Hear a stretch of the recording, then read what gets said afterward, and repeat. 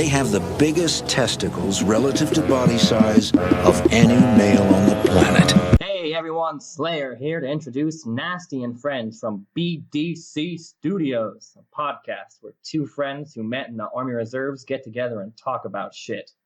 One's a firefighter and the other has a funny laugh. So sit back, get rid of your kids, and hold on to your because it's about to get nasty, friends. Welcome to Nasty and Friends with Pag Nasty and Spicy Motherfucking Brown. You are currently listening to the number one podcast out of BDC Studios. I'm your co-host, Pag Nasty. Sitting across from me is Daddy Fat Sacks, a.k.a. the Spicy Motherfucking Brown. This is Season 3, Episode 60, Spicy's Debrief, Part 2. It's fucking good to be back in the studios, man. Indeed. I'm glad you're here with us, as always, because it wouldn't be Nasty and Friends without you. So, just a little bit of housekeeping. On YouTube in the background is just Army training. Army training videos going through. For those of you who don't know, if you, for whatever reason, if you're starting with this podcast, definitely go back to part 1.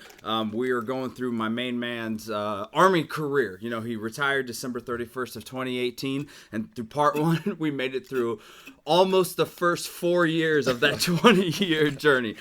Basic training up through Korea. Yes. And so unless you have anything, I think that's like, you know, where we just pick right back up. I know you said you had a couple stuff that you want to talk about Korea, and then we'll get into this and finish out those last 16 years, I think, man. Yeah, man, that sounds great, man. Yeah. I'm excited to be here, man. You look great. It's been a great weekend. So I'm in Korea now. I think I'm 22 years old. I'm over 3 years into my Army active duty service. And I went from being where I'm at now is I went from being a brand new guy, a recruit, you know, through basic. I got a deployment in Bosnia under my belt. And I'm considered, I'm like a seasoned guy. Mm-hmm. Even in Korea, I went from being the fucking new guy, the FNG for a long time, to being the go-to guy. My confidence is really, really good, man. Hell yeah. As far as doing drills, knowing weapons, knowing your basic infantry tactics, your upon actions on contact, react to contact drills, live fire drills, all that stuff. I'm doing well, man. And I'm a team leader, anti-armor specialist.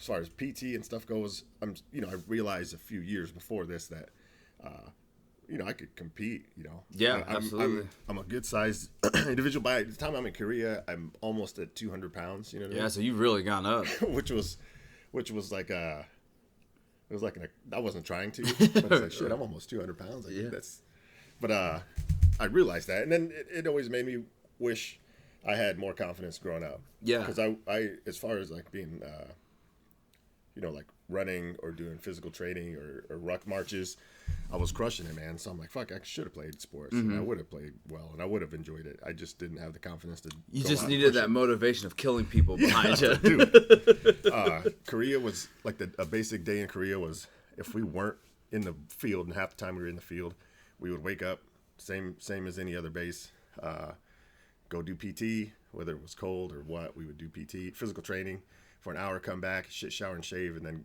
then have formation. And then from there we would either go to the motor pool or we would go over weapons, we would go to ranges, all that stuff. And we were still doing, machine gun range. We did a lot of demo range where we would go, and I don't remember doing that in Fort Riley, but in Korea, we would go to the demolition range and we would start messing with C4. Yeah, because you're fucking up somebody else's country. Yeah. So. With C4, we would use it and mold it. And the way C4 works is it's plastic. It's like a clay pattern. It's kind of like whitish gray, and you could mold it to whatever you want to do with it. You're scared around it at first, and then you realize it takes heat and pressure to detonate it. Yeah, you could like beat it all you want, like it's not gonna blow up until you have that. If it's on fire, then you beat it, then it's gonna detonate. So we would use plastic caps, we would use time fuses, we would use clackers, we would use det cord, we would use stuff like that to trigger it. We learned how to do like improvised explosives. So we would take like a coffee can, metal coffee can or tin coffee can, on the bottom of it. We would pack it, put a hole in it for a fuse.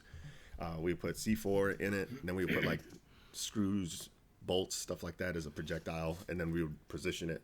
So like a hasty claymore mine is what that would be. Okay.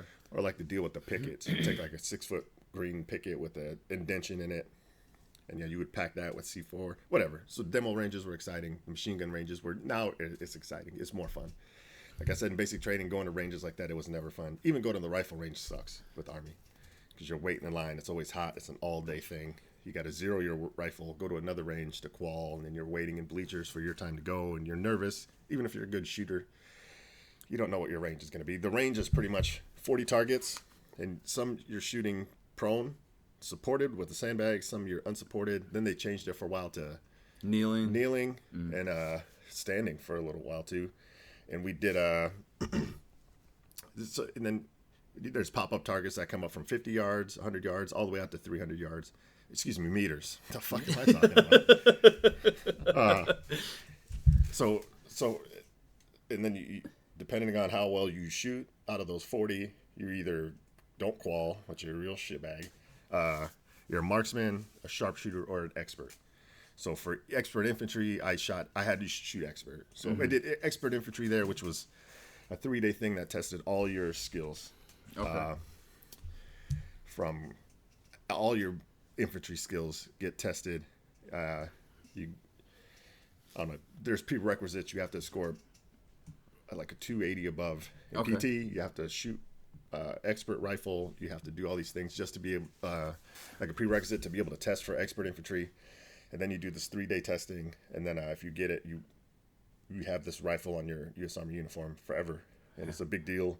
And that year in Korea, I tested for expert infantry, and I fucking got it. Goddamn right. I remember seeing that on your uniform, not knowing what it was. Yeah. It was pretty, I remember you just taking pride 'cause asking about it and stuff and hearing the story. That's fucking great, man. Yeah. So for infantry, you have your expert infantry, which you test for like that, and it's tough to get, man. Some of it's luck.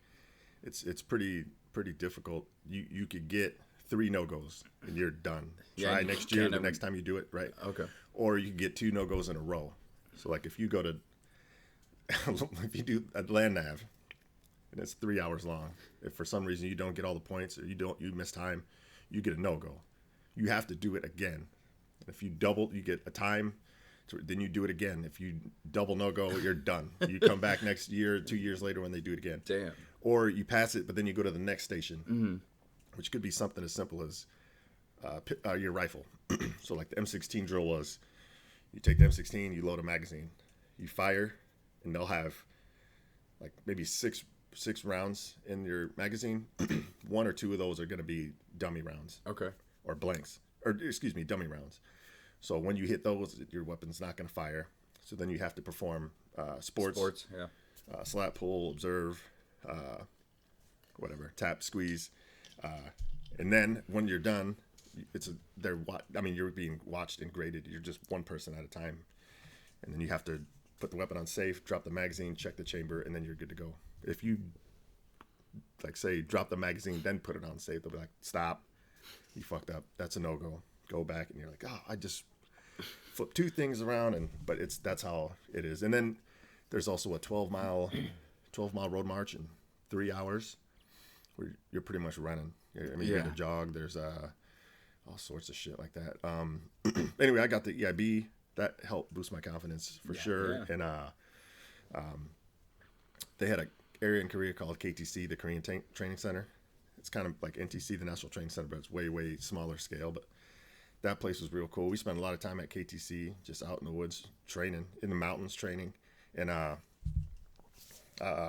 like one of those drills where I said, you have your casualty feeder cards. So I died in combat one time. Not one time. I died all the time. I mean, you die all the time. And then Spoiler alert.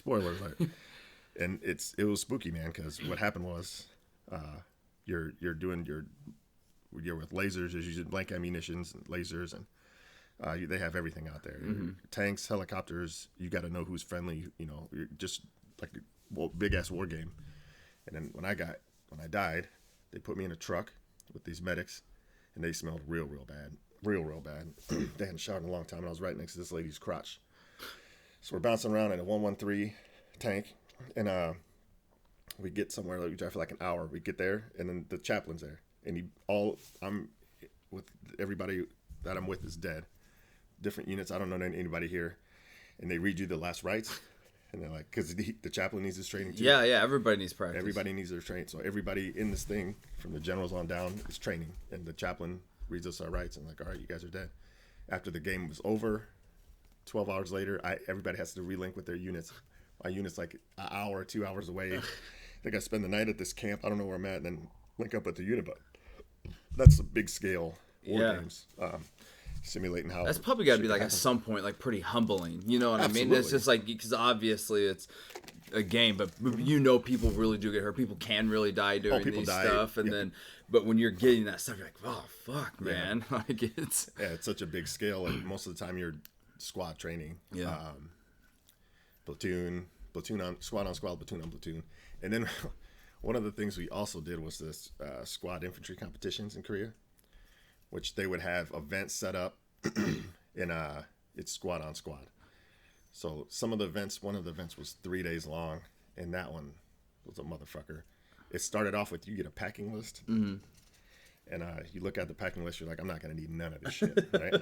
It's like it has everything on it. Like when you're about to go out to the field or somewhere, here's your packing list, and you know what you need: your flak vest, your webbing, your ammo pouches, canteen, sleeping bag, cold weather gear, and then stuff, like I said, jerky, seeds, baby wipes.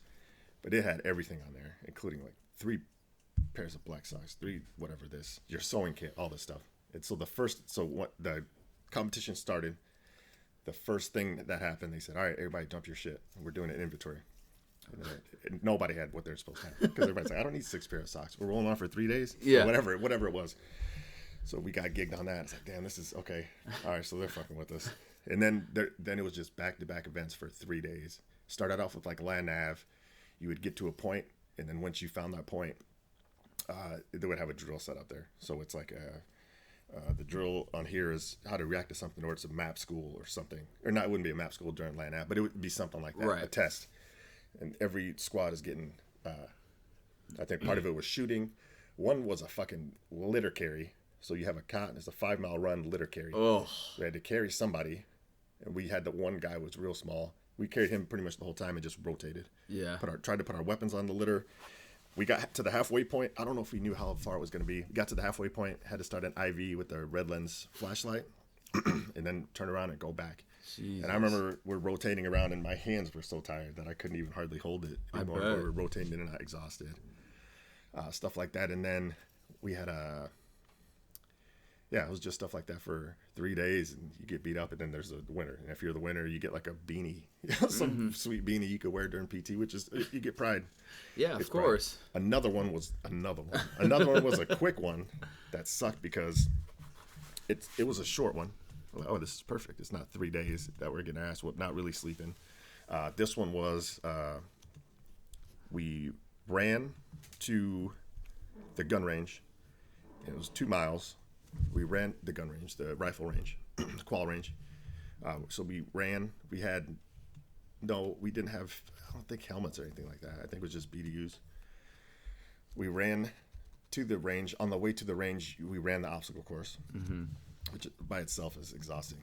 When you get to the range, this is all timed. When you get to the range, you load your rifle and you shoot 10 rounds. Each person shoots 10 rounds in the prone, on your stomach, kneeling, and then standing. Okay. And then once the last shooter shoots, time stops. And then they deduct points for misses. And then we did well enough that they're like, yeah, you guys are great. You guys made it to the finals or some shit. We're like, what? Like, yeah, after lunch, they're going to do it again. I'm like, what the fuck is this bullshit? Like, are you fucking kidding me? So now you would think it would go off of just time overall. Right. Like, no, a few groups did well enough, they have to do it again. So now you're eating lunch, you're exhausted. You ran 2 miles, and then the point of that is when you're shooting, if you're really exhausted, it affects your breathing. Yeah, absolutely. Your breathing, when your breathing affects your shot going up and down as your chest rises and falls, and you're aiming, your barrel rises and falls. And then when you're tired, also your trigger squeeze makes your round go left or right on the target. So you're trying to, like during the shooting, you're trying to slow your breathing. You just ran 2 miles and did an obstacle course. You're breathing, trying to control your breathing and trying to aim, and you're fighting the sweat in your eyes. That's real life. Yeah, absolutely. Like at a range, when you're just going to the range, you're walking up there, laying down, and you got time to aim. Like this, you're actually exhausted, you're sweaty.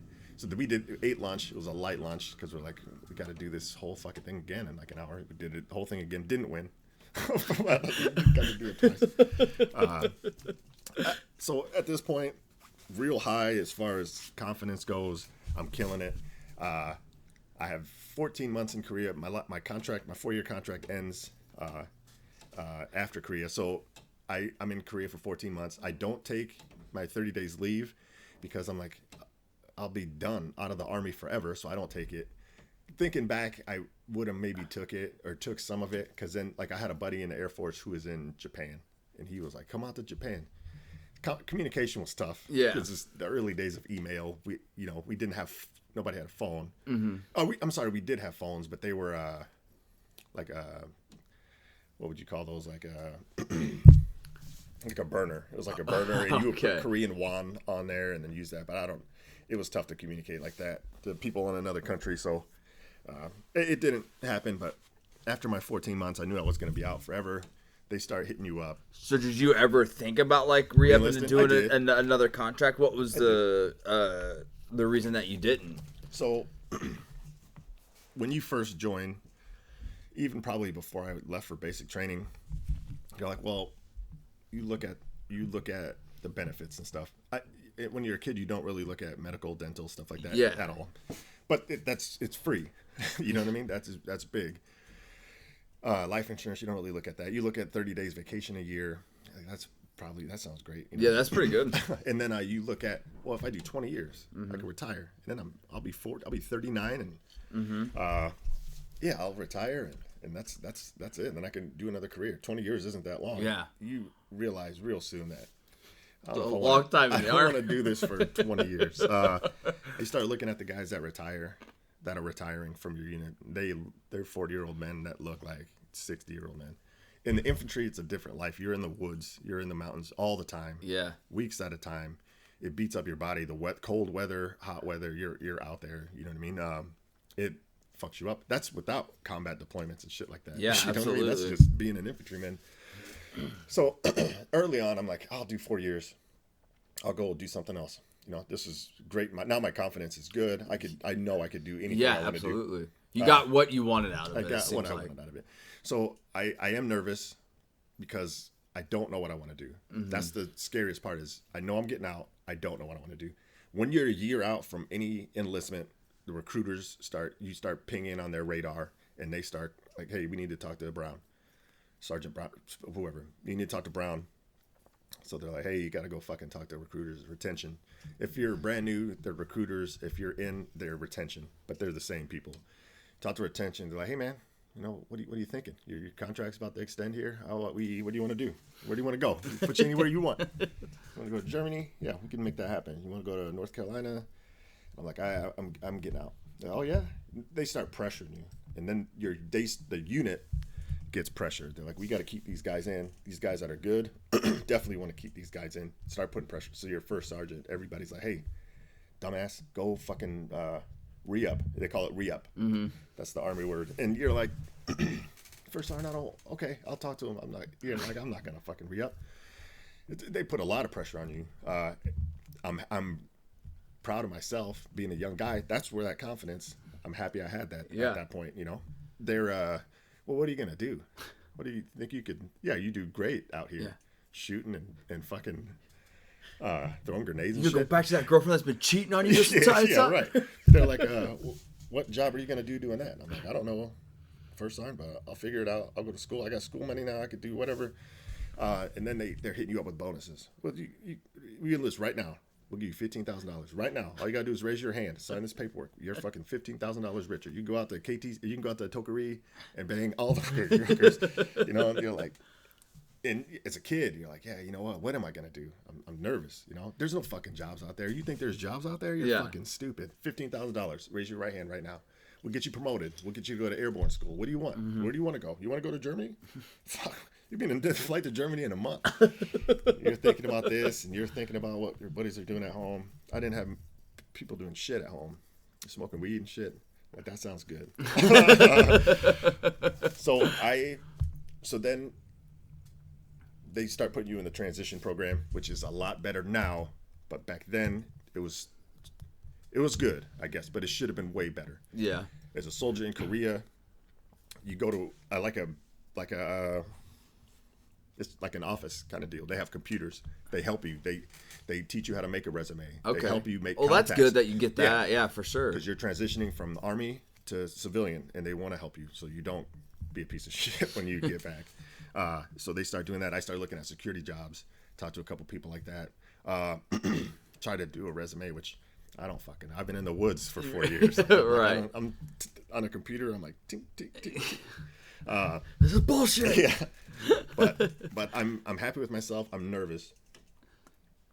Not sure what I want to do, but I know I'm gonna go home. So then they start out processing. The same thing as Fort Riley. You got to check out of the library. You got to turn in all your gear. It's a lot. You spend days out processing. Just taking the bus, Getting all those signatures. getting all those signatures, taking the bus, getting ready. They're getting your plane tickets ready. You go to your home record, which was my home address. That's where my flight went to. Arizona. Mm-hmm. And you start getting really excited, man. Like this is what you've been waiting for. Hell you yeah. know? The finish line.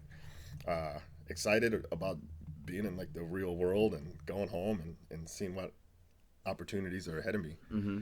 So that's it. I out process. I'm out of the military, and I didn't take 30 days leave. Okay, so what does that mean? I had like 40 days of leave or so in there, so you could take terminal leave. So instead of my ETS date was like August 28th, 2002. I was able to leave Korea and out process 45 days before that. In those last 45 days, I had leave banked. I was still getting paid. Okay, okay, that's great. Yeah, are you glad that you did it that way? Absolutely. Yeah. I could have went home for 30 days and then I would have been like, I got to go to Korea for 6 more months and then I was going to be done forever. So I'm like, I don't need a break right now. So at this point, it's a honorable discharge. Honorable discharge. Yeah. Honorable discharge. I go home. I was drinking we drink real hard in Korea. There's a curfew. So you drink real hard in Korea.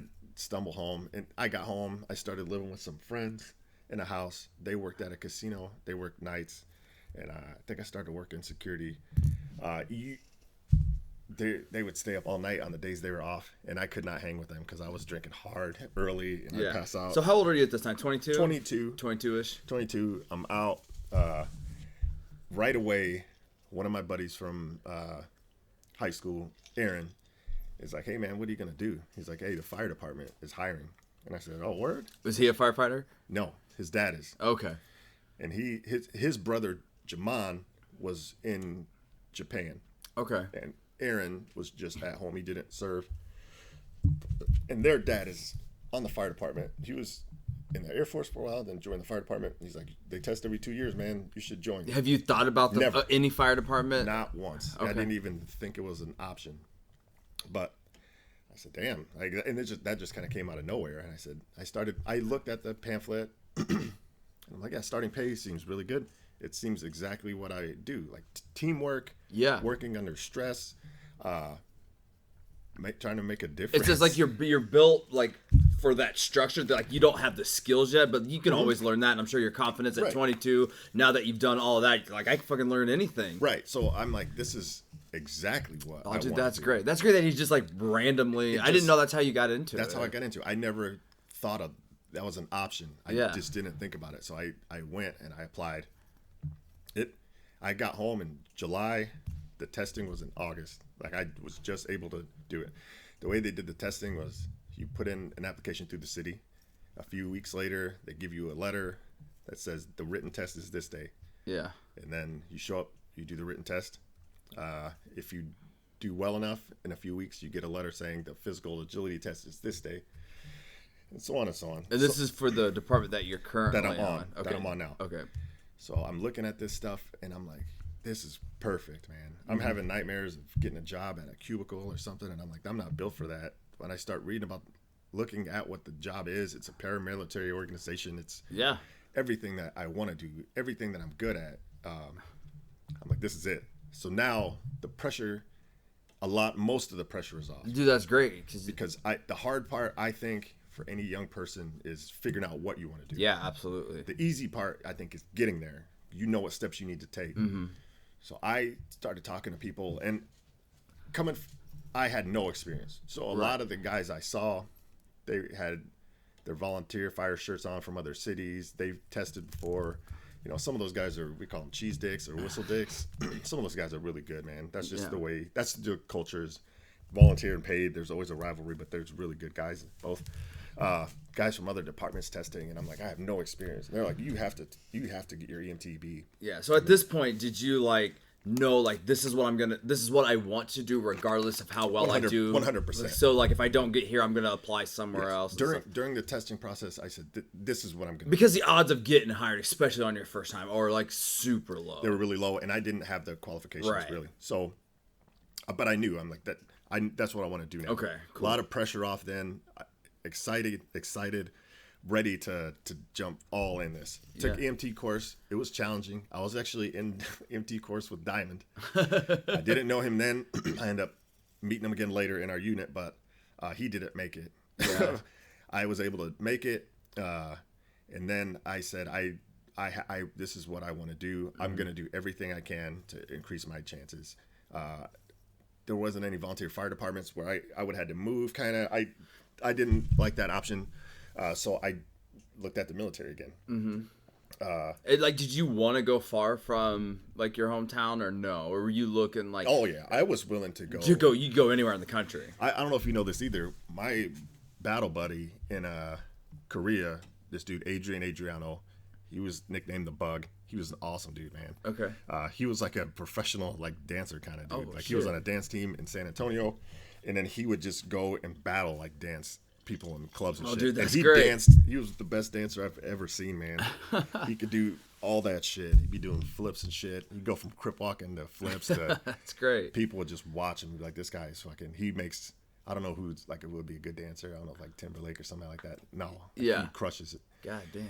He and his buddy Bustos, aka Boosty Kaka, were both from San Antonio, and they're like, you should come to San Antonio, man. Yeah, come join our dance group. Join our dance group. Yeah. It didn't work. I was actually considering moving to San Antonio when I got home from Korea. My truck, I had a Chevy Blazer. It needed $1,600 worth of work, and I didn't have that much money saved up. It's hard to save money in Korea, man. You're trying to have a good time. We'd take the bus to Seoul. We'd take the train to Seoul. We'd take taxi cab to Seoul. Yeah.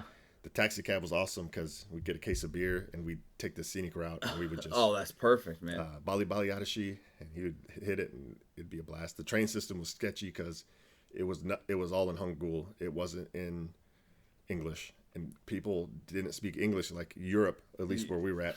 My buddy Carter, the one I punched in the head, he was dating a woman. They're still together now. They have kids. He's out. He's in back in New York, but she was a veterinarian student, a college student. So she would take us to the train, and she would take us to places away from military bases where it's like civilian populations. Yeah.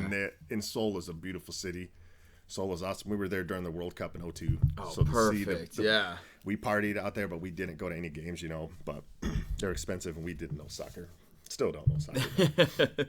Yeah, so they asked you to come to San Antonio, and you don't go because I don't go because of money. And I'm Yeah. like, maybe I'll make it down there. So then I stay. I'm trying to get on the fire department. I look at the Army as an option. People were asking me, before I got out there, like, join the reserves, join the national. I'm like, I want to be out. Yeah. Then I thought about it. I did miss parts of it. I knew I was good at it. And then I said, so with the Army, like earlier in part one, I said, people ask me often, like, about the military. My kids are thinking about joining. What options, what do I look at? And I always tell them, take your time. The recruiters will do whatever. They have quotas. There's shortages in a chemical unit. There are always shortages there. They will try to get you in a chemical unit. They will tell you whatever. And then the options, especially the Army and Marine Corps, they're heavy on combat jobs. There's a lot of combat jobs. That's most of what we do. So they'll give you bonuses for that. So there's two ways you could go.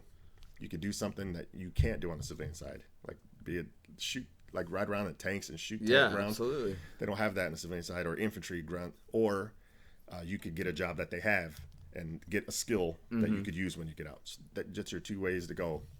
The backbone is infantry. A lot of times they say go infantry, get your basic core combat stuff, and then change. And then move something I else. wasn't interested in switching jobs. I wanted to be either an infantryman or I wanted to be out.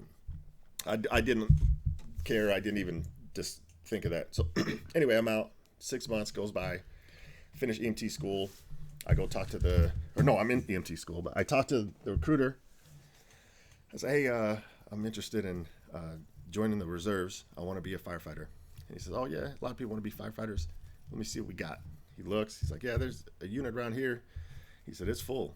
He's like, yeah, there's a unit real close. It's full.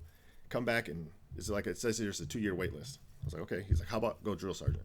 So you're already 11 Bravo. That's your military occupational specialty. You have to be an 11 Bravo to be a drill sergeant, I guess, or something like that.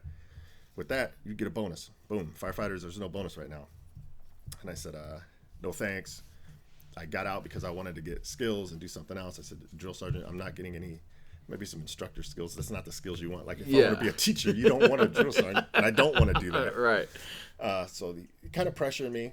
I've been in for 4 years. I'm not a fucking idiot anymore. Well, I'm still an idiot, but you know. Yeah, but not when you're Army smart now at this point. You know like, what I mean? I said, you know what? I'm in no hurry. You know, I have a plan. I'm doing stuff. I'm kind of going to school. I'm using the GI Bill. Let me know when that unit opens, and then we'll talk again. So he's like, okay. Like a week later, he's like, hey, there's a opening, and I said, okay. Yeah, that's crazy how that works. Yeah, crazy how that works. I sign up, enlist in the. What kind of contract do you sign at this point? I want to say it was a 4-year contract. Okay. Because I didn't know, because like when I signed up, like I obviously didn't have any prior experience or like prior military service, so I signed a 6-8 contract. Okay. So I didn't know if, since you were, what do they call it? Is it TDY? Is that what it is? No, not TDY. That's a work thing. I know what you're talking about. But yeah, since you're prior enlisted, I didn't know if you had different options, if you could sign a smaller contract or so at this point, were you also looking just to sign up to get the skills, or were you like thinking 20? No. This time I'm thinking. Just sign one contract. Sign the contract. Get the skills. Go to the fire academy, get certs, and then see where it goes from there. I'm not thinking 20 years at all. So some certs, you know, if you join to be a mechanic, I'm sure there's certs you need to do that. You're getting experience. For the firefighter certs, all of it goes through either DOD or not NFPA, but there's board certificates that you get that says you're qualified to do a certain thing through the federal government, I guess. I knew if I went to fire school, I would get firefighter 1, firefighter 2, and then other stuff. I wanted that because that when you show up to take the fire test through the city, they you do your written physical agility test, then you start doing interviews. It kind of sucks because it takes 2 years, you know. Yeah. So I was down to move to. I was looking at Charlotte, North Carolina. I was looking at other cities, and you can't afford to do that. If there was testing where you go for 2 days, you do all the testing, then interviews, fine. But if I was like looking at Charlotte, it was a growing city, popular for young adults and entrepreneurs, whatever. It was like I would have had to fly to Charlotte, take a written test, fly home. Yeah. 3 months later, fly, take a physical agility. Like that's a lot of money and risk, and I don't know people in Charlotte. I'm looking at other cities, so I stay the city I'm at, and I keep testing. So, you signed the contract. I signed the contract. I'm in the reserves. I go to the unit. The unit is in Iraq. This is in 2003. Yeah. The unit I got it out late 2002. This is March 2003. I signed. My unit's in Iraq. Yeah, they're deployed there. They're deployed to Iraq.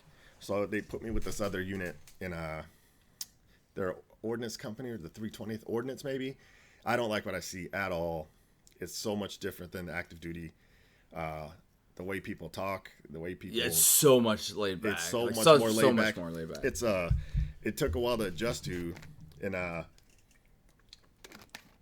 this isn't even my unit. I'm definitely not yelling at people, but I don't really fit in that much. And I'm like, what the fuck? I said, hey, so I want to go to school because I want to go meet these guys in Iraq. Yeah. And I want to finish the tour there. This is right at the beginning of Iraq. When I got out in 2002, I didn't know Iraq was going to happen. Right. I was in Korea over 9/11. Like I said, they sent 10th Mountain Rangers, Special Forces. We thought it's still going on. 20 years later, I didn't think I would ever get deployed there. When you're in Korea, back then they didn't deploy you out of, even if Iraq was going on back then, they wouldn't have deployed us. Now, after a while they did. During the surge, they said we have to. So my battalion 1-9 went over there, 2-9 went over there. Damn. But years later, if I knew Iraq was coming, I probably would have I probably would have stayed in. Yeah, You know, yeah, that's true. A lot of the guys that stayed in, or a lot of guys I met in Korea, they signed up. This was their first place, and then they're going somewhere else to finish their contract. A lot of guys went to Fort Lewis, Washington. A lot of guys went to Fort Bragg, North Carolina. A lot of guys went to Fort Stewart, Georgia, and Fort Stewart, Georgia, and 2ID had big roles in the push into Baghdad. 3rd ID, 3rd Infantry Division out of Fort Stewart, Georgia. A lot of buddies I know went there, and they were in going to war. So during this, I'm joining the reserves. I'm testing for the fire, going to EMT school, and I'm working security at a big business downtown. I show up at 6 a.m. and I stand there. I'm checking IDs. Ugh. I'm like, I stand on my feet for 10 hours a day. Maybe 8 hours. I think I worked 6 to 2. I don't remember. It sucked. And every morning I'm watching the news, and there's troops going into Iraq, and I'm like, this is fucking dumb. Like, I can't believe I got out. Why would I do this? Or why did I do that? Like, that should be me. I trained for 4 fucking years for this. Yeah, and absolutely. it's here, and I'm fucking Checking IDs. So mad, talking to people there. And smart people told me, like, look, man, the Army's been around for 225 years. They don't fucking need you. You're fine. You do you. You have a plan. Why would you? But I'm like, I'm in the Army again. So Yeah. like, I do want to go. Yeah, I Right, want to go. but you're like, you joined the Army to do something, and you're not doing that. So I'm sure you're just like, yeah, this sucks. I'm not even attached to my unit. My unit's Right. deployed. Right. Yeah, absolutely. So my thing is to go through the academy as fast as possible and then meet my unit in yeah, Iraq. and that unit at the time was the 487th. 487th.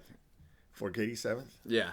So it takes a while. I'm pushing and pushing. They're trying to figure out what funds to use to send me to school. The school's in Texas. It's 4 months. You have to pay for all that stuff. Yeah. Where's the money coming out of? Well, it's going to come out of my unit, but they can't allocate funds. It's a weird fucking thing.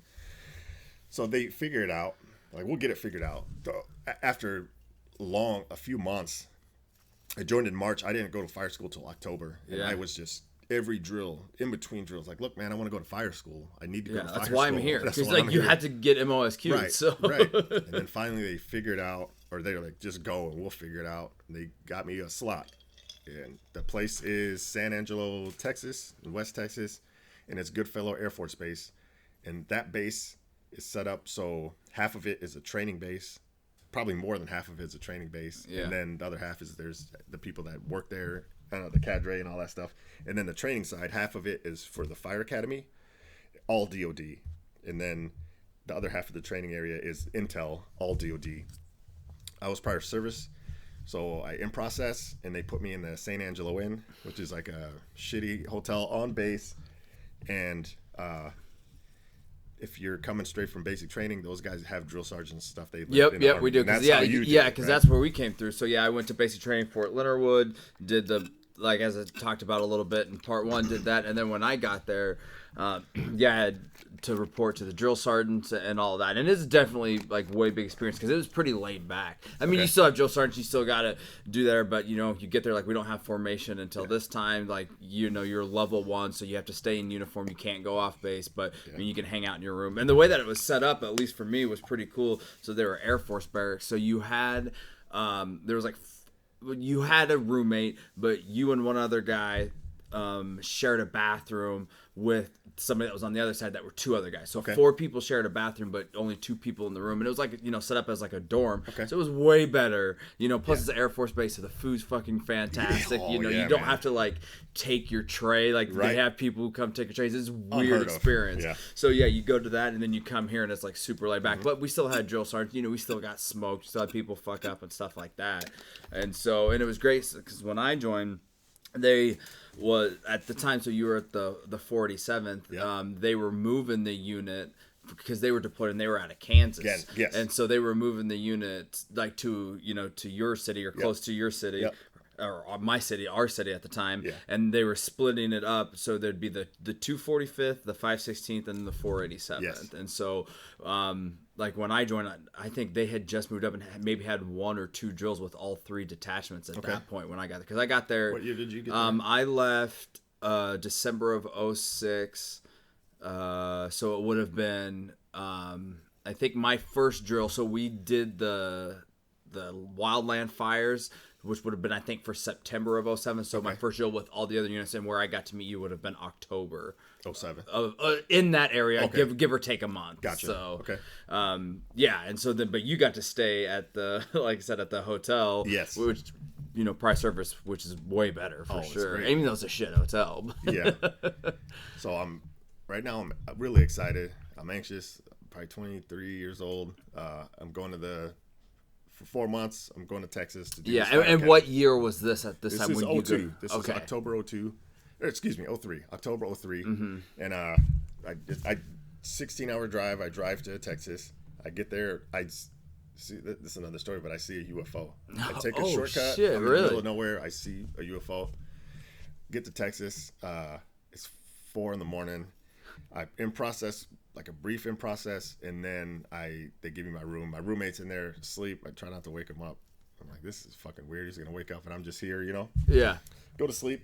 The next couple days is in processing and figuring out when my start day is, week 1, day 1 of this academy. You go your safety briefs, I'm sure, in processing, physical or mental or medical and all that stuff. Your debriefs or your briefs, all that stuff. So then, kind of hanging out, and then first day of class starts. Maybe within a few days, I think. Show up at class at 6 a.m. Pretty nervous. I'm the only Army guy in my class. I want to say there's like 20 people in my class. That's a big class. It's a big class.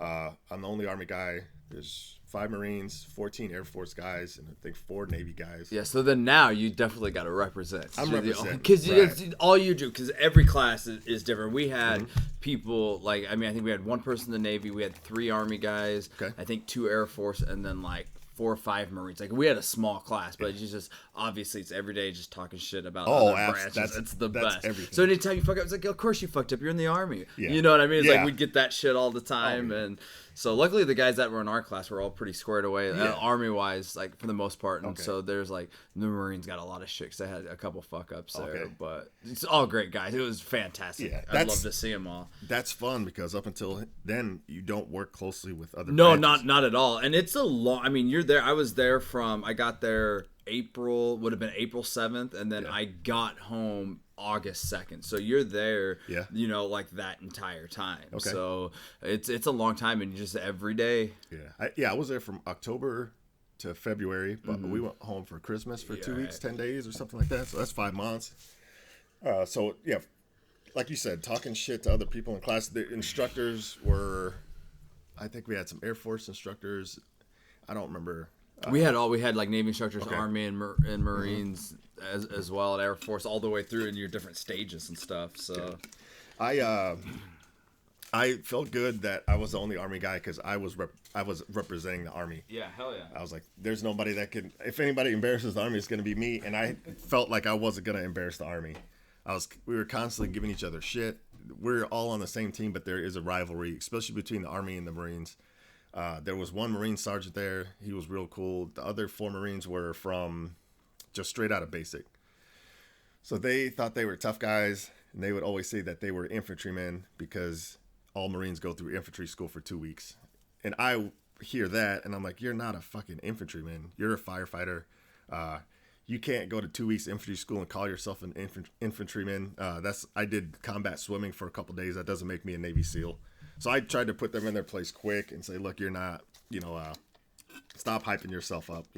The Marine sergeant was like in a legal office or something while he was active duty before he switched jobs. And then the Air Force guys were all straight out of basic training, and we just made fun of them. They had to, like every Thursday, they had to wear their light blue button-up bullshit and their weird caps, and we made fun of them constantly. The Navy guys were just cool as fuck. They were all prior service. I hung out with them quite a bit. Yeah, the prior service thing for sure. The prior service Like, bit. Yeah, they hung out with those guys quite a bit, especially at the Angie Inn. So I was excited. I was nervous. Didn't know academically how well I would do because, like I said, Because there's a big academic part too, and I didn't realize that going in. Oh, yeah. Was it what are they? call it? Like, not are they stages? But they break them down into? I'm blanking. Blocks. Okay, yeah, that's right. Yeah. So like block 5 was just like the Hazmat? chemical. Yeah. Like That's a hard one, dude. man. Yeah, it's real because it's all books. You get like one day where you got to go out and practice. Where you're blocking, dividing, damming, and all that stuff. But yeah, it's all like book work. And I'm not a smart guy. Like I have to study. Like I can't be like Meston who could just fucking get through shit and never read. He's just Right. he's just that type of a person, and I'm not. And so I have to study. I'm like, fuck, man. And it's like I don't want to be the one guy to fail and get sent back to what I'm gonna do. And so they're studying, and you do well because it's it's what we do. It's what we do. 2, 4, 5, bitch. It's what we do. But yeah, it's still like nerve wracking. Like you said, you're just a hands on guy, and you got to go through that. And it's nice to push yourself when you get to there. Yeah. And I fucking hate school. I hate studying stuff. But when it's like, for a skill like that, man, I was into it. Like, you get into it. Like, I got to know this stuff. Yeah. It's interesting. It was very interesting to me. And I think that's why, I got through it. So Absolutely. Like, thinking back to high school, like in math class and stuff like that. Like, I don't give a fuck. I'm never going to use this again. Didn't pay attention. Fire school, I did really well. Yeah. I was really paying attention. I knew this is what I wanted to do on the civilian side. I knew I would graduate. Yeah, there was no doubt in my mind. You get a little nervous. Like block 1 is like your medical training. It's like 5 days, 7 days, and it's like not first responder. Do you remember what that cert was? It's not EMT, but it's something like that. Yeah, it's like EMTB or like basic or something. I thought. No. Because EMT is what I took on the civilian side. Oh yeah, that's right. Yeah, I don't remember what it's not. It's like in between like first responder and I just don't remember what it was called. It's something like that. It's a 7-day class and it goes through CPR, stopping bleeding. You're not gonna get EMTB in 7 days. I don't care who you are. Yeah, but yeah, it goes through just basic buddy aid and first aid kind of thing. And then you start moving on to phase 2, which is like fire chemistry, fire behavior, and then you start getting into block 3, your drags and carries, and then block 4, you're doing your structured firefighting. Yeah. Block 5 was hazmat stuff, and that's where people started. That's hard, man, because like a lot of books. At the end of every block, you have your like physical stuff you have to do. Like say you're doing search and rescue, there's evolutions you have to pass, and then there's your final written. You're taking quizzes. I was doing really, really well. So it was Texas, West Texas. It was winter time. It was still hot, especially when we got there. So we trained for 6 to 3, I think my class was. Yeah. And it was perfect because my roommate went from 3 to midnight. So I had the apartment to myself. Hell man. yeah. I would go to the chow hall, eat, watch. Like I was watching TV back then, so like CSI Miami was big. Like, oh, it's Monday or Tuesday night, we're watching it. Yeah, dude, that's fucking great, man. Take food, I'd be eating. We take trips off post. Since I was prior service, we were able to do that right away. And we go to Graham Central Station and hit some bars. And we are doing quite a bit of drinking there. But academically, I was crushing it and learning a lot, having fun. Went home for Christmas, came back, took a P test, passed. Hell yeah. And then finished strong. Block 5, like I said, is hazmat. That's a tough one. That's when people started getting washed back. After that, I had 2 Army privates in our class now that got washed back. And I told those motherfuckers, like, look, man, do not fucking embarrass me. I've been crushing it. Yeah, absolutely. You fucking privates, man. Yeah, and you're already washed back, so you are going to be looked down on. Once. Yeah. Told them I would help them if they needed help. And everything was cool, man. I did my best to motivate the class. Yeah, absolutely. I was always yelling, especially during drills and shit like that. We had a lot of fun, man. Just learning and having fun and doing burns. And you're in the burn tower. You're doing search and rescue. You're putting fires out for the first time. It's fun, man. It's a lot of fun. It's one of the best times I ever had. And we had a great class. And everybody, I mean, obviously you get along as much as you can. You're still gonna bump heads with doing shit. Yeah. But it was fun, man. You're learning a skill and going through everything. Because I knew a little bit about firefighting just because I'm from a small town and my dad was like on the volunteer part, and I don't think he like really went to a lot of stuff, but you talk about stuff, so you hear over stuff, but to get to actually do like the search and rescue and stuff, and I'm in the best shape of my life coming out of basic training and stuff, so I was like, I can handle it, I love it, and I love the heat. As we've talked a million times, like way over the winter, and so I was there from April to fucking August, so it was hot as shit, and it definitely sucks. I mean, there's times you get triple digits, you can't really train and stuff, but to me, I'd still rather be doing that than fucking dead cold. But it's also Texas; it's not gonna get cold in the winter and shit. But yeah, man, it was just fucking one of the best times of my life that whole time. And I wasn't 21, and I didn't drink.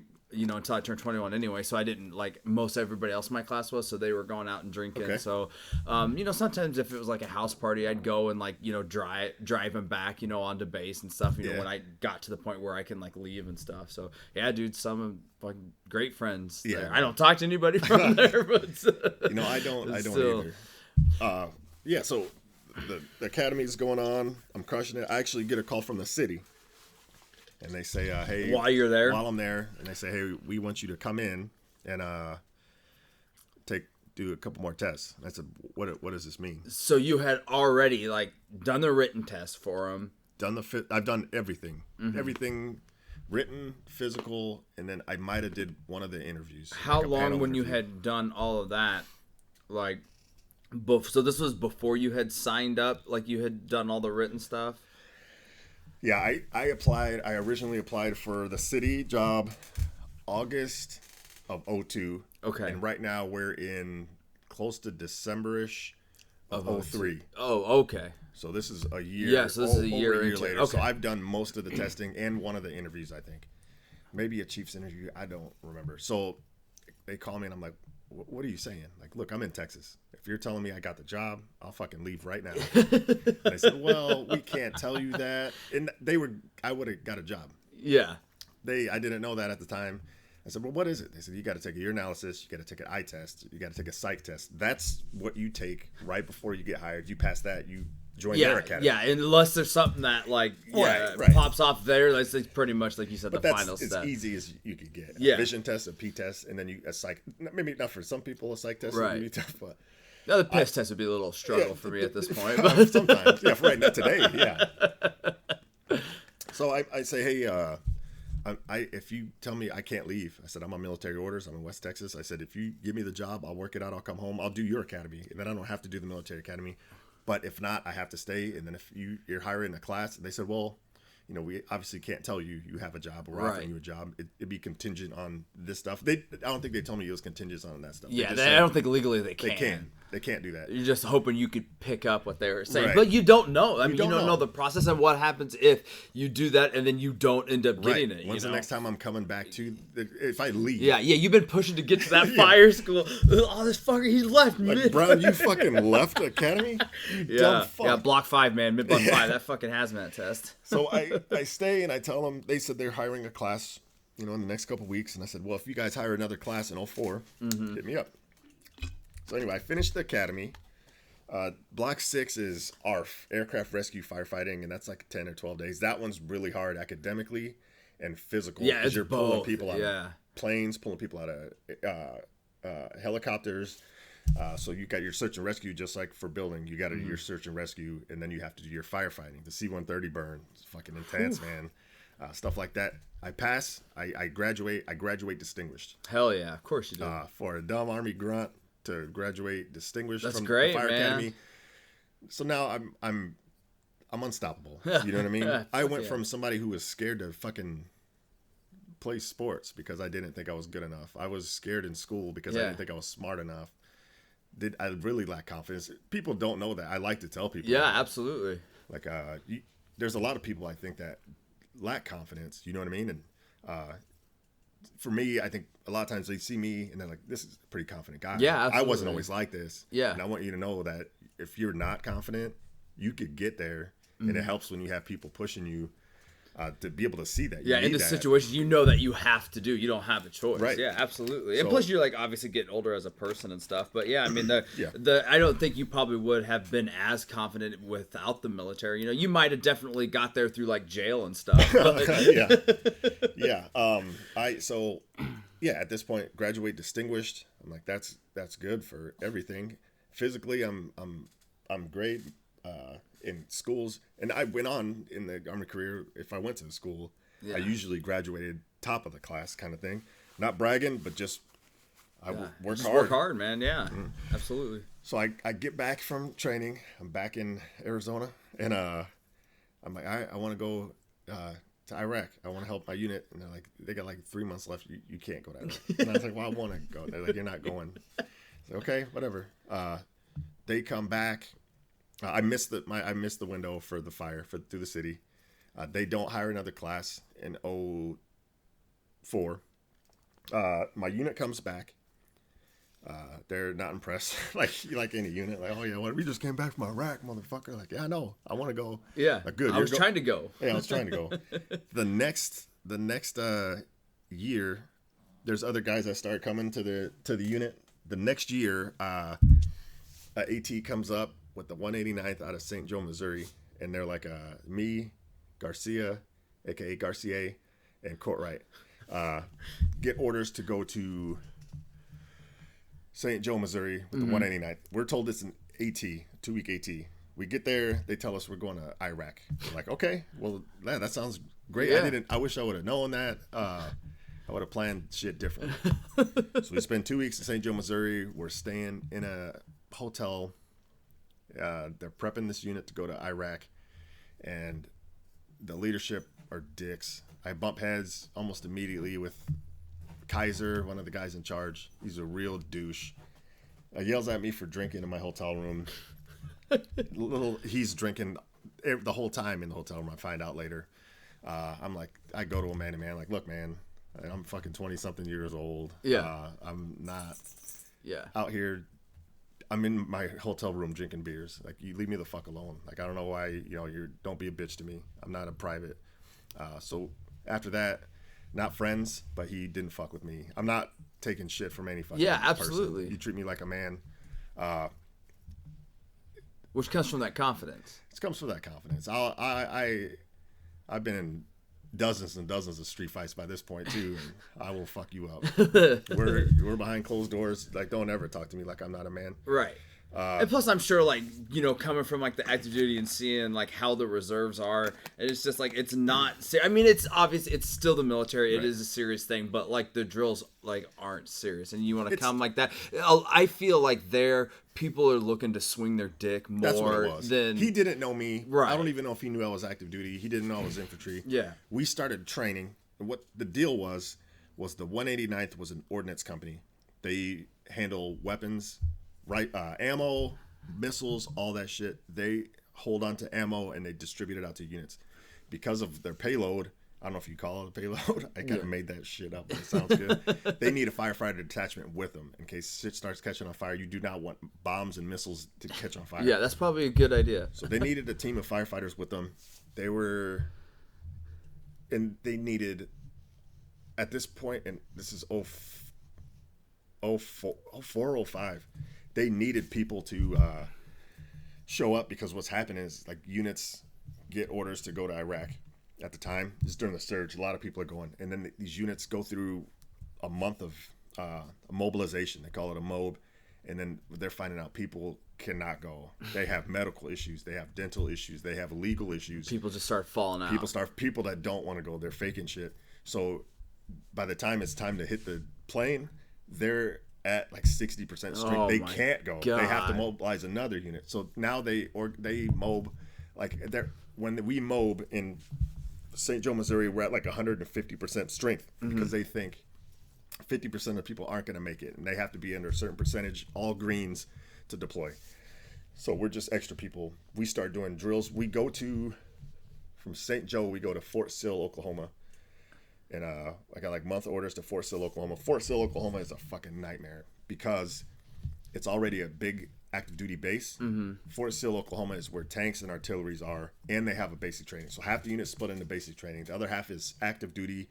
And now you have all these units that are mobbing there, getting ready to deploy to Iraq. So the chow hall, breakfast, lunch, and dinner, it's an hour wait. We're in this cramped old police headquarters building, sleeping all over the place. Stress is high. We link up with they have two companies, and they pull a company from California. So there's over 100 people in this unit. And it's still just you three from the 483. Just me, Garcia, and Courtwright. And the rest of the 47th The rest of the 47th, they just came back from Iraq.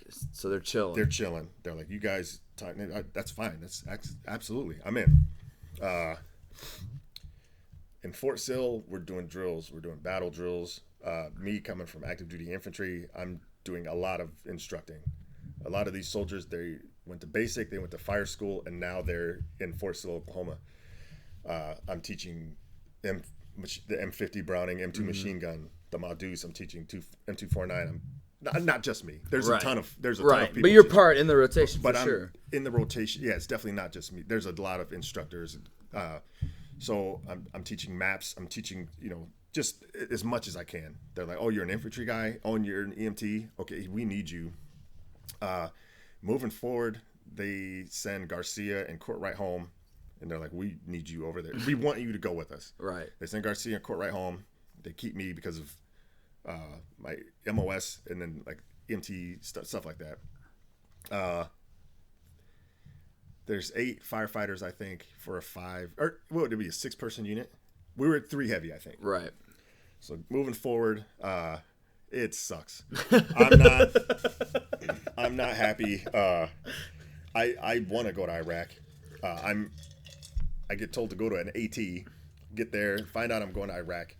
At this point, I'm married, and my wife at the time was in Iraq. Just came back from Iraq. It went fire school. She went to Iraq, and then I'm going to Iraq.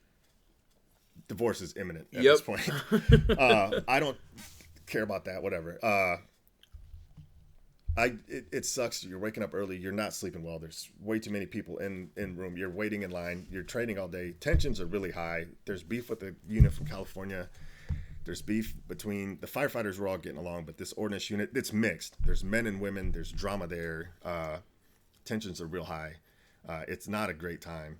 I'm just want to get in the country and then start working. Like, this mob is fucking awful. Fort Sill is like, it seems like 200% capacity. Jesus. Between that, we didn't really fuck around on the drill sergeant side, the basic training area. We fucked around, but it's packed. There's other units mobbing. There's hundreds of extra soldiers at Fort Sill, which is next to Lawton, Oklahoma. Towards the end of my time there, I'm 2 months between St. Joe, Missouri and Fort Sill, Oklahoma. The major pulls me into an office, and he's like, we got to talk business. And I'm like, oh, yeah, let's talk, sir. And he's like, hey, here's the deal. We want you to come with us on this deployment. Like, you have experience. I had no experience in firefighting other than the academy. One of the guys there was a firefighter who works at the city I work for. He's been there for 5 years. Shit. Most experienced guy. Yeah. One guy was a police chief from some small town with 30 people. Nobody was active duty fire except for he's my buddy. I don't know him at the time. I met him there, but he's still worked for the city I work for now. He's been working there for 5 years. The most experienced by far. Most of us didn't know. We had different air packs than we had in the academy. We don't even know how to fucking use those, right? He's like, me and him are the same rank. Right. Everybody takes direction from him. But as far as combat role Right. and EMT, they're like, we you're solid. We want to take you. Here's the deal. We don't have a room for you. The people assigned there had priority. And then the people they pulled from other units are if needed. They said, do you want to go? And I said, I want to go. Mm-hmm. I'm thinking about hero shit. I'm thinking about my resume, being a full-time firefighter for a year. I'm thinking about benefit. I'm thinking about I want to go to Iraq. Yeah, absolutely. They say, well, here's the deal. Like, we can't take you as a firefighter. What we can do is cross-level you over to, like, the cooks or something. Oh. We'll bring your fire gear, and then hopefully once we get in country, we'll link up. And I said, sir, That's not going to happen. I know 100% that's not going to happen. Yeah. They don't need... The firefighters are mostly sitting around over there waiting for a fire. The cooks, other places, ordnance. I'd have been, like, moving boxes of ammunition for these guys. Trying to tell somebody, like, no, I'm a firefighter. I need to go here. Yeah. That's no Like, way. nah. Thank God at this point you already know that's Already know that. like that's going to happen. I tell the major, I said, sir, with all due respect, like, I want to go. I want to go as a fireman. If you don't have room for me as a fireman, I do not want to go with another unit and hope to be a firefighter over there. Yeah, because then I could go back to my unit. I could go back to my unit. Yeah. So I'm thinking, could I still use that as my resume if I'm not a fireman? Can I say I was a full-time fireman? But I said, sir, I with all due respect, I don't want to do it. They said, okay, we understand. You'll go home. Instead of sending me home, then my orders expire. They give me another 7-day orders. And now there's all these people going to sick call, medical appointments, range appointments, stuff like that. I'm shuttling a van taking people to appointments. Because now it's like you don't need the training. You're Yeah. going home. But you could help us. So I'm shuttling a van. So weird that they put you on 7-day orders. 7-day orders. I'm pretty much taking people to medical appointments, dental follow-ups, stuff like that. Got a speeding ticket, pissed. And then they give me order. I'm packing up. Yeah. I'm ready to go home. They're like, we got 4-day orders come out. 3-day orders. They keep extending me. I go to my chain of command. I'm like, hey, send me home. If I'm not going to Iraq, send me home. So finally, my orders just expire, and they're like, oh, you go to Sado, get your plane ticket information, and I set it for the next day, and then I fucking say good luck to everybody, and I come home. After 2.5 months in Missouri and Fort Sill, and just shitty It's conditions. a shit show, man. Bummed out that Welcome to the reserve. Yeah, bummed out that I didn't get to deploy, and going through a divorce, I think, around this point. I don't know. From there, my unit's back from Iraq. I'm in the unit. We're training. There's new guys. We were short. After Iraq, a lot of people got out. We're getting new soldiers every drill.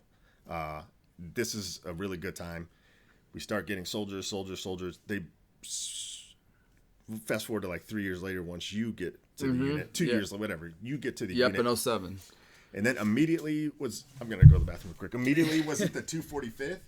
Yeah. So I came in right into the 245th. So when I first signed up, my orders were for the 245th, and it was out of, the city like where we're at now. So like I said, they moved it from Manhattan, Kansas to Arizona, the city. And so when I got out of the academy, I think I just a little bit ago said 07, but it was 06. So I got out of the academy in 06, and then my first drill again I think was September of 06. And so my first drill, I met the 245th, and it was like Harris and Condeezy, and we all did like met up with some guy and did like this fire, and it ended up being wet. And I think when Harris was on, we had told the story of when we went out and did the wildland fire, and then met the other units, the 516th and the 47th, like I said, October of 06. And that's when, because you had, and I think you had something going on, so you didn't come do that wildland fire with us. I don't remember that, no. At that time. So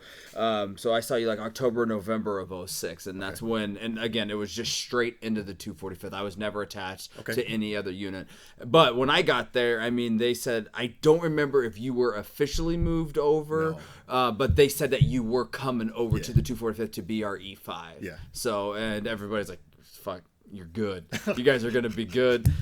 Brown's one of the best, probably the best soldier in the entire Army. Active duty, reserve, guard, doesn't matter. So you're getting lucky. 47th for sure was pissed that they were losing you. But again, what I loved about it is we are different units, but we all drill together. I mean, it's all 3 different detachments, and we're all together. Yeah. But yeah, when you break off into your squads and stuff, for sure.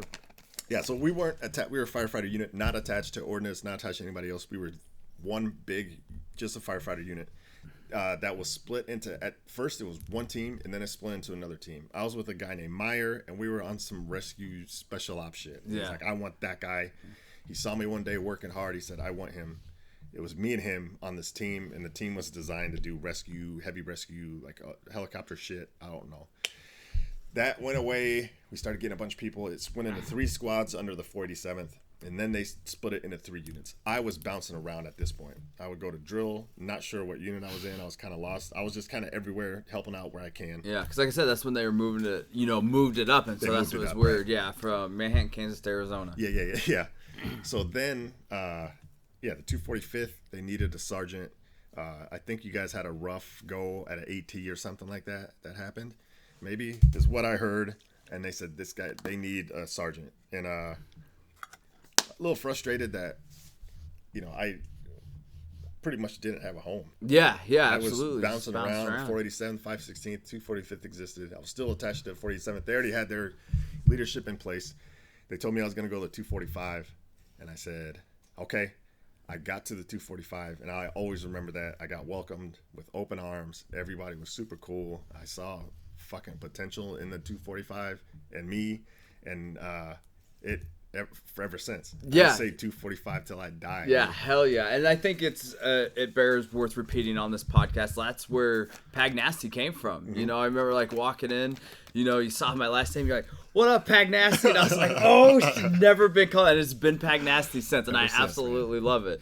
And hence why we have Nasty and Friends podcast. Nasty and Friends podcast. In the firefighter unit, it was tough because so you had your now you have 3 teams. Our team had like 8 people, I want to say. Solid, like the most solid people. I think we turned into the best firefighting team.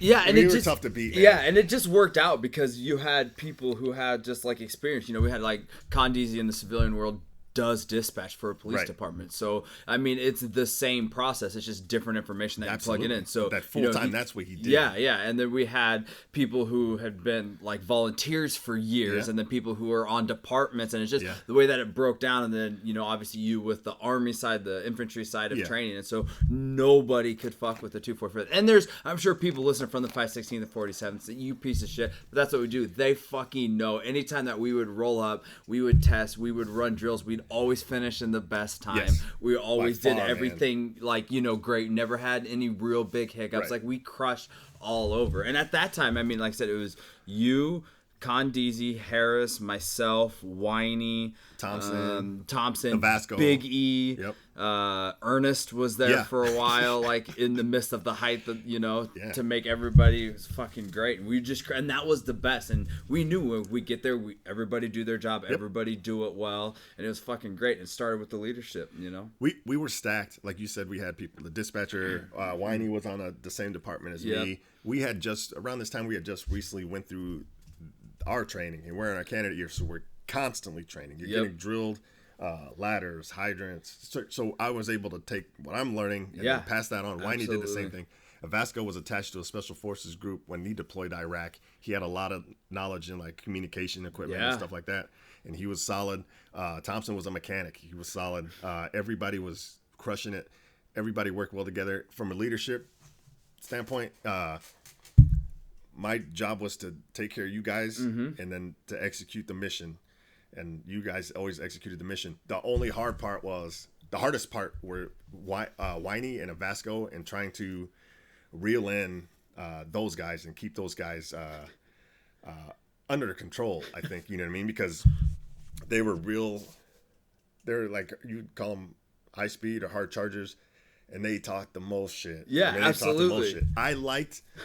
I like the competitiveness because, we would do a drill. So it'd be like a basic drill. We roll up, we hit a hydrant, 2 teams do a search, the other team finds the fire, we put the fire out, you pull anybody in there out, and then time stops. Yep, and so then after 245th goes, 516th would go, or you just the 3 units would go. So of course it's going to be competition. You're just going to be talking shit. It's competition. We would rehearse, we would drill, we would do all this stuff. So we would roll up, and 6 minutes, time. The other units, they're 12 minutes, 13 minutes, time. It's like, what the fuck are you guys doing, man? We did a couple annual trainings where it was just us, and we were able. One of my favorite annual trainings is during the summer, and usually go for 2 to 3 weeks, and you just do whatever training it is. We've done that a few times. It's tough to be at that time. Our Wisconsin AT was the best one. This is a few years before Cali. Yeah. But it was just the 245th, and there was units from Boston. That's the unit we were at the FOB. We were the forward operating base we were at, and then there was units from Houston, Washington, Kansas. There was like 8 teams there. Just us from Arizona. Yeah. So I wanted to represent. I wanted us to be the best. I did not want us. You roll into a situation like that, everybody's cocky. Everybody's for sure. Shit. And the best part about that is you don't know how everybody else works. Like we know how the 516, 47 work because we're doing that every drill with them. Every drill. So when you come in, like you definitely want to be the best out of everybody in the states who are there. Like, and we expected nothing less. We knew we were solid. Against we knew we were a solid team, but we didn't know how we were compared to teams from other states. Yeah. We knew we did a lot. It seemed like we were always at the SEC, the training tower. Yeah, and I'll give you Nasty's one guess how we did, and you already fucking know. So the first thing, and I remember we got settled in. We were there for 3 weeks. The first thing we did is we rolled up went to a church because it was empty. Not inside. They wouldn't let us inside. For Yeah. crying out loud. Went outside. We hooked up the fire truck to the hydrant. We pulled every piece of equipment off the truck, and we practiced starting every piece of equipment. We tested every piece, including the piercing nozzle. Yep, stuck it into a stump. Stuck it into a tree stump, flowed water, all the chainsaws, the pumps on the truck, everything. To turn on the positive pressure fan, turn on the jaws, do it again. Can you do it in stress, in the dark, without looking? What knob is the on? And this wasn't like scheduled training. This is just something, I think it was a day where we didn't have anything. It was at the beginning. You're like, this is what we're doing. Like, get ready. We've got to make sure, because we're using the entire truck in these 3 weeks. So we want to make sure we had, I think maybe some newer guys too that maybe never had touched a piercing nozzle. And so I don't remember who all was there for that specific AT, because at this time people are getting out and, you know, stuff like transfer around. But I still think we were pretty full strength for the most part. If I remember right. We were full. I knew that if we know where everything is on the truck, we know how to use everything on the truck, we know our fundamental skills. Any situation they throw at us, we do it. We adapt. We'll be fine. And so we did that. We practiced starting that. Start the fucking fan, okay? Do you know how to start it without looking at it? Where's the choke? If you're in the dark with gloves on, under stress, get it started. Get the chainsaw started. Where's the chainsaw? Yeah. We need the chainsaw right now. So we need to. Where is it? Everybody knows exactly where it's at. There's 12 like compartments on the truck. If we get into some shit and we need bolt cutters because we have to cut a lock to be able to fight this fire, and we're spending 5 minutes opening up compartments looking for the bolt cutters, that's a problem. I don't want that. Everybody knew everything was. Everybody knew how to use everything, and we worked well as a team. Yeah. So we got and so we're there in what's the name of that base? McCoy. Yeah. We're at Fort McCoy, Wisconsin. We're on a 3-week deal. I went advance party. Spent 24 days there. Vowed after that to never come back to Wisconsin. That was a lie. Yeah, apparently when they give you orders to go back, you got to go back. You got to go back. Why need the same thing? I'll never fucking go back. Coming back to Pushconsin alive. So we get there. We're shacked up with the Boston unit. They're hot, real cocky. It's almost like they thought they were on Boston Fire. You know, I mean, they were not, but they acted like they were. You folks are from Arizona? Yeah, nah. Yeah. And we're like, man, these guys must be pretty good. Yeah, like, must be squared away. They must be squared away. We'll see what it is. So there was a big rotation. Like I said, there was 8 teams. We're at 4 or 5 different camps spread out. So we had a couple days where we would just do ride time with the Fort McCoy Fire Department. We did a couple days where we were doing training.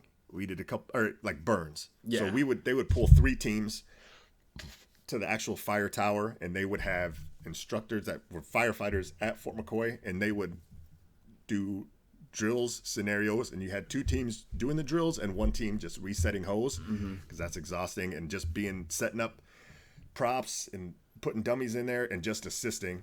And then we had a couple rotations there. We had rotations like that where we were doing stuff like that. Yeah, absolutely. For 3 weeks. And I remember our first rotation in, nervous, confident in the crew. Yeah, nervous, confident in our abilities, for sure. In our abilities. I knew you guys would do what you would have to. I was probably more nervous for me, being a chief. Yeah. Working with another team, sending guys into real fire. When you do a burn like that, they set up pallets, hay, and they start a fire in there, and then you have to, you will get burned. You need, all your absolutely. So you have to be squared away. I knew you guys would be good to go. I'm in, as far as the civilian side, I'm a firefighter. I am not a captain. I'm not a chief. I'm not outside the fire. Okay, you guys do this. You guys do this. I'm learning that as we go. If it's a Mayday, somebody's hurt. Okay, what do we do here? Or what, So I'm learning this stuff. Nervous, excited. We roll out there. The first day, we were crushing it.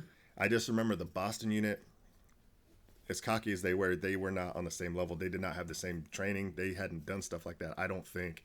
I remember them screaming on the radio, which is one of the things it's one of my bugaboos. Yeah. You know what I mean? Like, it's a fire, but you have to stay calm. Yeah, you have to be an effective leader, an effective firefighter. You can't be yelling into the radio, and now you're adding stress, and we don't know what the fuck you need or what you want. Right. So the sergeant from Boston was screaming into the radio, and I'm like, what is going on? Like, what do you, just stay calm. What are you doing? I did pull him to the side, like, look, man, we got to be able to communicate. That's one. Yeah. If you're in the fire, it's hard enough to hear because you have a mask and it's loud and there's might be chainsaws. Yeah, water's loud. Trying to yell and it's cracking everything. Yeah, it's cracking. If you're outside the fire, we should not be having problems understanding what you're saying. You don't have a mask on. So working with those guys, crushed it and immediately knew like, fuck, we're doing it, man. We are fucking doing it. We were squared away, and all the drills and working hard paid off when we got to Wisconsin. Just a great team. We all worked together. Again, E-Boogie wasn't with us, I don't think. Whitey was, and Whitey is not, still to this day, he is not afraid to talk shit. No, not at all. I like some of that. I would rather us do it from a leadership. I think it makes everybody better. Right. The competitiveness makes you want to be better than the other team. I would rather our performance do the talking for us and talk some shit. But Whitey was like, fuck y'all motherfuckers. Like, he... Yeah, because sometimes we would, like in his defense, I mean, he would have done that regardless, but he also, sometimes they would pull some of us to, like, work with them. Yeah. And he got pulled, quite a bit too. Yeah. And it's just like, what the fuck? Like when you're working with the best firefighter unit in the military and you got to go, like, work with somebody else where, like, the fundamentals aren't there. No. It's frustrating. It's frustrating. Sure. And then he was really mad because we were doing drills where we were doing too well. Yeah, and that's I'm not bragging. We were doing too well, so they were throwing shit in that. We got to objectives before they wanted us at the objectives. We were too smooth, so they would say, okay, well, this line, the fire attack line, just saying shit that would never work. Happen. Well, this line doesn't work. There's something wrong with the truck. This line doesn't work. Get another line to slow us down. So I remember Whitey's like, what the fuck? So he had to go get another attack line, stretch that, charge it. Get this it ready. would never happen in a real fire. And then on top of that, he finally gets to the objective. Oh, there's a Mayday. There's a firefighter down. Like just stuff on top of stuff on top of stuff.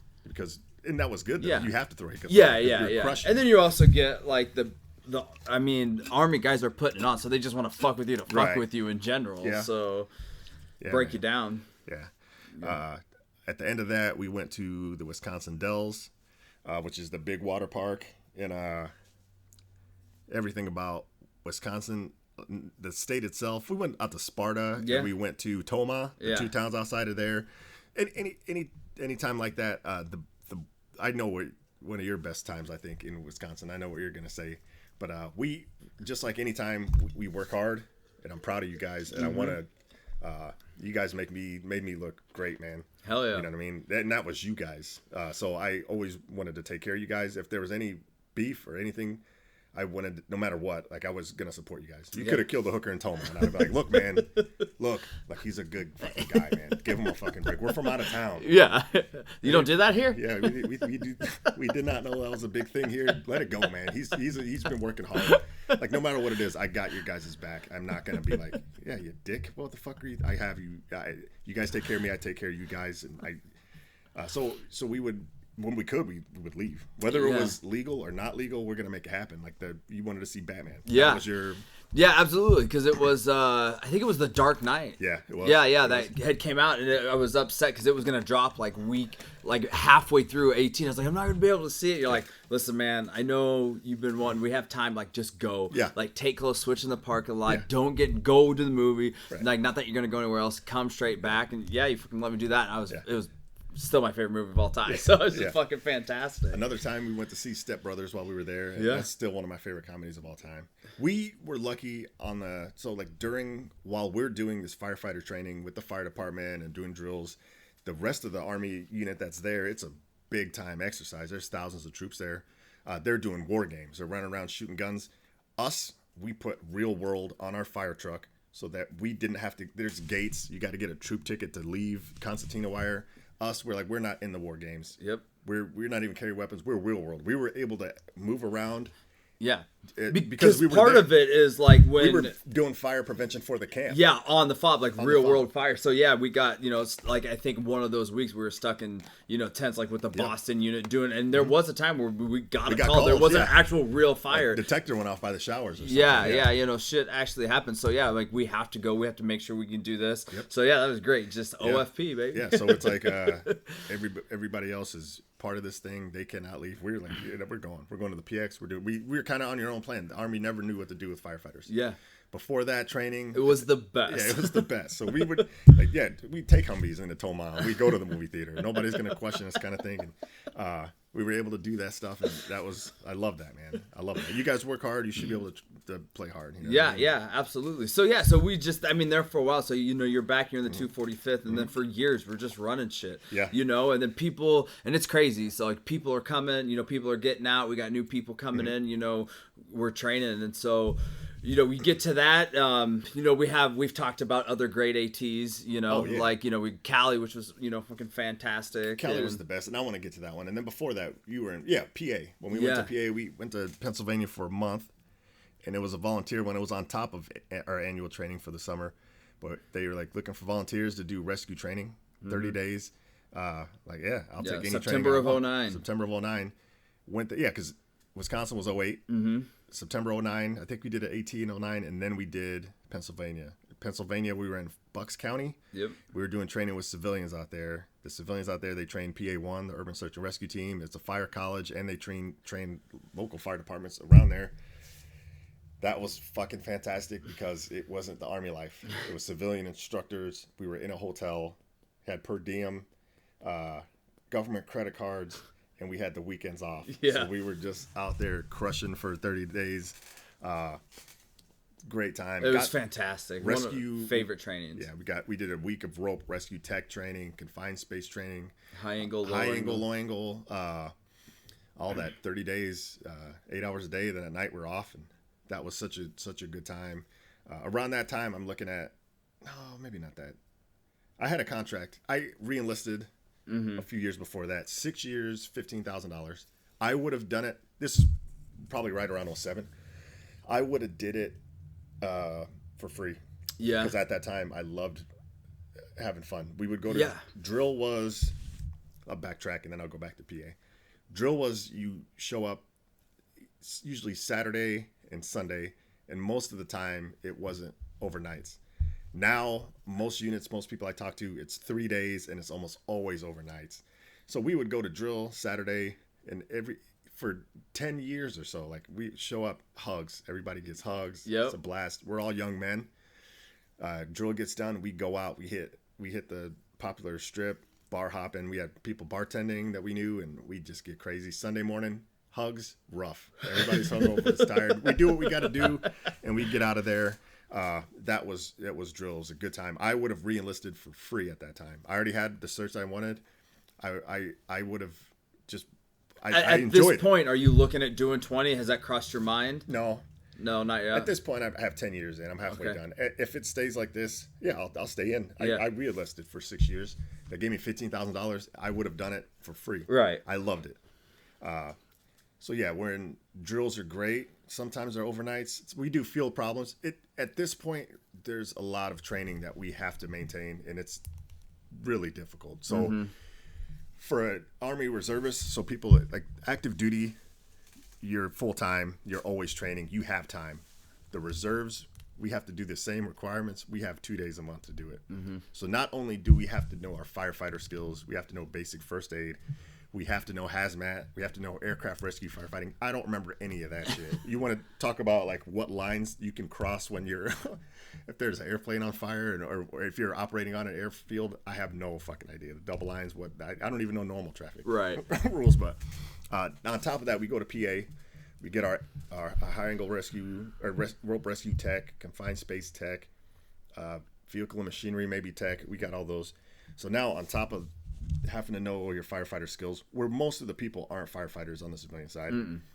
So you have to kind of crawl, walk, run every time you do a drill. It's been a while since somebody's hit a hydrant. Let's go over it before there's a real fire. Yeah, absolutely. Yeah, because we've been doing all military training up to that point. On top of that, you have your suicide prevention training, your SHARPS training, which is sexual harassment training.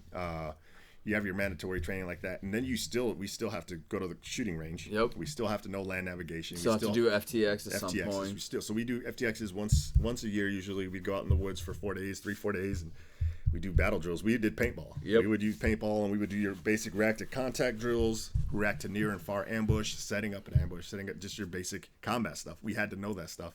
Now we're into technical training, so we got to know our rope rescue skills. Those skills are perishable. Oh yeah. There's absolutely a lot of all that technical stuff with ropes, mechanical knots, advantages, knots. If you don't use those, they're perishable. So we have a lot on our plate that we have to know, and we're still doing really well. You just crawl, walk, run. Like, okay, so the scenario this month, we're rappelling. Yep. Okay, let's go over crawl, walk, run. Get all the rappel stuff. Before we start throwing people over the edge, let's go over just the basics of how to set up a belay line, how to set up a static line, and how to get your harness so it's not going to fall off. So it was always crawl, walk, run, and we were doing tons of training all the time, and it was really good, man. Pennsylvania was a blast. I said 30 days. We were there, getting paid, having fun. New York City, Philly, Six Flags, Great Adventures. That's where you got kicked out. Yeah. Banned for a year. Shout out. Scumbag. Fuck you. But it's just really, really great times then. And then do you want to talk any more about PA? No. My favorite AT of all time to this day was when the 245 went to Fort Hunter Liggett, California. They started doing these, they called them at the time Arphagen cycles. Don't know what that means, but it's like a 5-year cycle, and on the 5th year, you're deploying. At this whole time, we haven't deployed. Yeah, because they just got back. The 47th just got back, and then so the units are starting. And I think also at this point that they're phasing out military firefighters. They were like putting in civilian, contracted firefighters. And they said it was less money. I don't know how that's possible, but that's always just what I heard. And so we just got lucky, just never had to deploy. Through there. But as you said, you're getting into these cycles where all right, year 5 you're going to deploy. Yeah. It's coming. So this is year 1. This is what you need to get done. Everybody needs these certs. Yep. Year 2, so you're building up to it. Building up to it. Yeah. We were on a different rotation than those other fucks, the 516th and the 47th. Yeah. They were all supposed to deploy. I think we were, a year or 2 behind them. We were behind them. Yeah. Although, technically, we were ahead of them. But way as far ahead as that cycle goes, since we were a newer unit, the 47th existed before we did. So we went to Cali by ourselves. That was a challenge. Leadership perspective, it's a challenge for me. Not only am I worried about the same thing we did in Wisconsin, but with newer soldiers, maintaining that standard of representing because where we're from and representing the 245. Yeah, we had Slayer, and that was Slayer and Manzito couldn't go. Yeah, right? Manzito. Yeah, but it was their first AT. AT. So Manzito couldn't go because his first AT. Slayer, as you guys know, he's starts off our podcast. And it's his very, very first AT. And at this point, we know it's my last AT because I'm getting out and Conrad's getting out, so it's his last AT. Absolutely. Harris is still playing in there, but we rolled small. At this point, the 245th was on the smaller side. We were. From a leadership perspective, I wanted to maintain that same level of. Again, there's units from Seattle. There's units from, or not Seattle, Washington. There's units from a bunch of different places, and we want to represent. We want to maintain that same level. I'm worried. Now we're in Cali. There's different challenges out there. We're living in the woods, kind of, right? Yeah, we're in a tent. We're in a tent, not in the deep woods, but we're in the elements. And then we bring our fire truck from Arizona, right? Mm-hmm. And then while we're there, we rent a Humvee. Or it's like we get issued a Humvee to use. And we have our rental car, the tactical TSF, the tactical Santa Fe. I'm worried about personnel and equipment. We have millions of dollars worth of equipment. Personnel, everybody just making it home safe. And just trying to be a good leader and trying to lead a team through this 3 weeks there. Cali was from the jump. It was a great start. We take a couple flights, land in San Jose, get the rental car, head to Fort Hunter Liggett, get lost a few times. Not sure. There's 2 separate bases. We in processing sucked dicks. In processing always sucks. It's the worst. You get there and they put you in the old style, like World War II, double floor barracks, and units. It's a big time when they have like a training exercise for like this over the summer. They're like, okay, we're expecting 6,000 soldiers to come for, and there's always a name for it, operation whatever, and it's a War X or whatever it was. So there's 5,000 soldiers flying into 400 Liggett. They're all need housing. We're calling ahead of time, like, hey, I have 6 soldiers coming. When we in process, we're gonna need 6 beds. We're gonna need this. Sometimes that gets worked out. Other times you don't. You get in processed. You get MREs, and you get told what bay to house in. Now it's 5 of us. It's 5 of us. We're in this open bay with hundreds of other soldiers, shitty bathrooms that don't even have doors between the toilets. It's just old school, man. Just windows and fans. It's hot. We're in Cali. Soldiers are coming in. Flights getting in late. Overnight, soldiers are coming in at 2 a.m, dropping gear, trying to find a bed in the dark, go to sleep. Our gear, as of the second day in theater, our gear hasn't, our Connex boxes, our shit isn't here. I said, let's get the fuck out of here because there's too many soldiers in here. There's nothing good that could happen. We're just sitting around. We don't have our equipment, our fire truck. We can't train. Let's get the fuck out of here. And we did. That January, before, this is in April when we're in California, that January, I went to Fort Hunter Liggett for a week to help plan for this 3-week operation. Yeah. While I did that, I also did recon, and I found some real cool shit.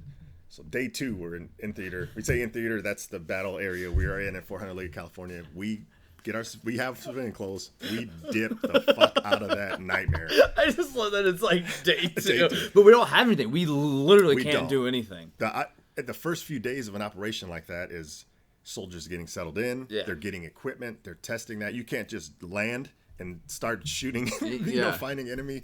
You have to, whether you're in Iraq, Afghanistan, you in process, you stage, you climatize, you get everything ready, get personnel there, and then a few days later, you get your missions. But so that's what we did. Like I said, we dipped. We went through the national forest and drove through the forest. It was tough, man. We had the tactical Santa Fe, small roads, kept winding rack around, and then we get to the top, and go around the corner, and then there's the Pacific Ocean. Yeah. And then there's Pacific Coast Highway 1. We get on that. We drive up to Monterey. Yeah, that's the first time I'd ever been on it, too. Okay. That was fucking fantastic. Yeah, we drive up to Monterey. We drive through St. Louis Obispo, and we drive through Big Sur, that Bixby Bridge, which is incredible. And we're like, this is it. It was emotional for me because Pagnasty and Condeezy, it's their last ever AT. Yeah. It's just the 245. It's Slayer's first AT. A lot of emotion there. A lot of emotion there. And then so we have a few days like that where so our mission there was we're 3 weeks, and then it's a rotation. We're doing live real world firefighting stuff, and we're doing training, and we're doing all sorts of stuff. Our first mission, I think, was the dirt runway. Yeah. Yep. So there's a C-130 team on this dirt runway, and it's filled with British SAS Special Forces troops, and they're doing halo jumps, which is high altitude, low opening jumps. Yeah, real life jumps. Real life jumps. We meet the team, and they're just kids, man. You remember them? Oh yeah, yeah. They're British SAS. 12? Yeah, British SAS are some of the best special forces troops in the world. They're comparable to Delta and SEALs. Maybe not Delta. They probably have a top tier 1. Right. But they're compared to like Green Berets and SEALs, and they're just like 21-year-old kids, all fresh faced. Like, who the fuck are these kids? You know what I mean? Obviously in really good shape, but we meet the pilots. We look over the plane. If the plane goes down, we need to know. Off the top of my head, nobody knows what the fucking emergency doors of a C-130 or where to cut or any of that stuff or what the layout is. We have to look over all that stuff in case preparation, and then we have our fire truck ready. And the beginning of the week, they start at like a low altitude, and then as the week goes, they start jumping from up. The goal, I think, was 40,000 feet. The good thing about firefighting operations like that is usually shift work. I think we were on 12 hours. Yep. And off 36 hours. Right? Yeah, I think that's right. Yeah. We made it so that we were there with one or two of the teams from Washington. Right, but I think also like within that 36 hours, I think like 24 of that you're like on backup or something, maybe. Wasn't it? So like you can't like leave for and just 36 hours. No. Yeah, so it's like you're on duty, be in uniform, ready to suit up in case something happens, and then like I think you rotate off and then you're on standby in case something does happen, then you can be on. And so it was a great rotation. I mean, for sure. Right. It was, I'm sure people listening like, do they fucking do anything? It sounds like they just party and stuff, which I mean, we were doing jobs. I mean, luckily nothing went down, but you got to understand if we are doing something, that means some major shit went down. Absolutely. For the most part. And you never want that. Yeah. So if you're the firefighters, or there's a lot of firefighters in the military, because no matter what country, and if it's American planes and all that stuff, it's FAA regulations. Mm-hmm. They're going to be flying, especially on a dirt runway. Even if it was a real runway, they have to have firefighters there. Yeah. To be able to fly. That's part of the FAA checklist. Yeah, no planes went down. So one of the guys got hurt. We didn't respond to that because it happened far away. He landed in somewhere, broke an arm or something. But so yeah, we would do 12 hours there. While we were there, again, when we got into Cali, before we started doing any of that, let's check the truck. Let's flow water. Let's check all the lines, the attack lines, the blitz line. Make sure we could pump, change over all that stuff. Harris was the field apparatus engineer, the FAE. Harris is great for a bunch of reasons. One of my favorite reasons Harris was a great corporal was because his sense of direction is tremendous. I still talk about it to this day. I was like, man, I have no sense of direction, and I always I wish I was good at directions as Harris was, because he's fucking Harris fantastic. can go somewhere once. I'm looking at a map, we're bouncing around, I'm like, I think we go here, I think we go here.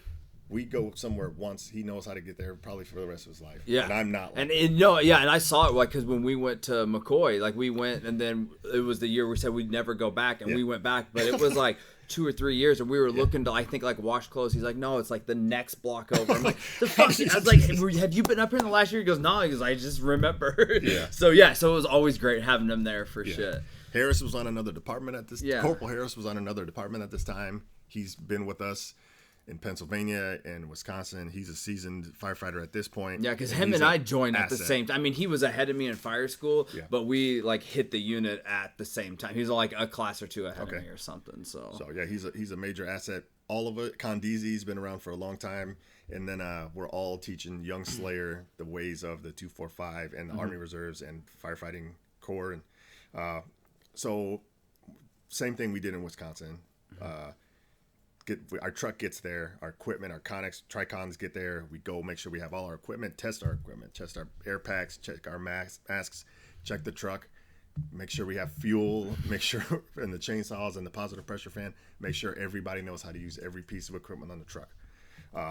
After we do that week of the runway live fire shit, real world, we start doing training evolutions at the tower. We started doing confined space trailer training. I hated that. Vehicle fires, dumpster fires. They had a great setup for fire there. Yeah, absolutely. They're burning wood. It's real fires. We're going in. We're putting them out, and we're crushing. Yeah. So I think As always, we set the same standard. On top of going there, completely dominating our objectives. So we got into Cali. Like I said, day 2, we're out. We dip. Come back. We're in that housing for a couple days, and it sucks. There's so many different units. Everybody's in and out. Some people just don't give a fuck. They're in there yelling. You're trying to take a nap or sleep. There's 100 people in here in bunk beds and shit. We get out of there, get our mission to go to a certain fob or camp. I don't remember, but we set up. The other unit wanted us to stay in tents with them. We said no thanks. It was weird. I remember we had to push to get our own tents. I remember that. Yeah. And I said, "What do you guys want to do?" We just want to stay in the tent, just us. Yeah. I was Captain, because it's a unit. I mean, the thing is it has. I mean, no offense to those other guys, but it's also they were already set up. They would have to put us in between their guys, so it would have been a fucking tight, and we're gonna be there for the rest of the time, which is 2.5 weeks. Yeah. We told them like that multiple times, no thanks. Look, no thanks. I told them, hey, we're gonna set up. We brought tents. They took it maybe as an insult. We didn't want to room with them. We definitely wanted our own space, and we wanted our own room. We set up a tent. After that, I love that because it's our area. We're no longer sharing a bay with 100 other soldiers. And it's just a 245. We had a name for the tent, but it slips my mind. I don't remember what it was called, but we might remember. So that might come up. But we this entanglement trainer really pissed me off. I didn't like that.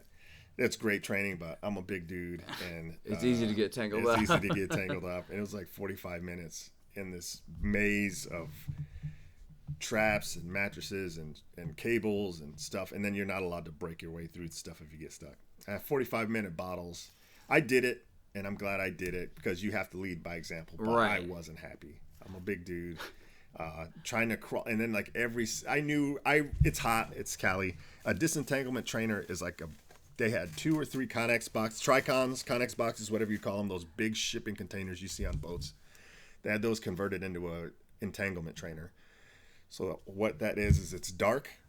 You have to maneuver through it, and openings get smaller, bigger. You have to crawl under things, over things, mattresses, teeter-totters. You can't see shit. You can't see stuff. There's cables that come down. Those cables will get in between you and your SCBA bottle, and you get entangled, and you have to work your way out of there.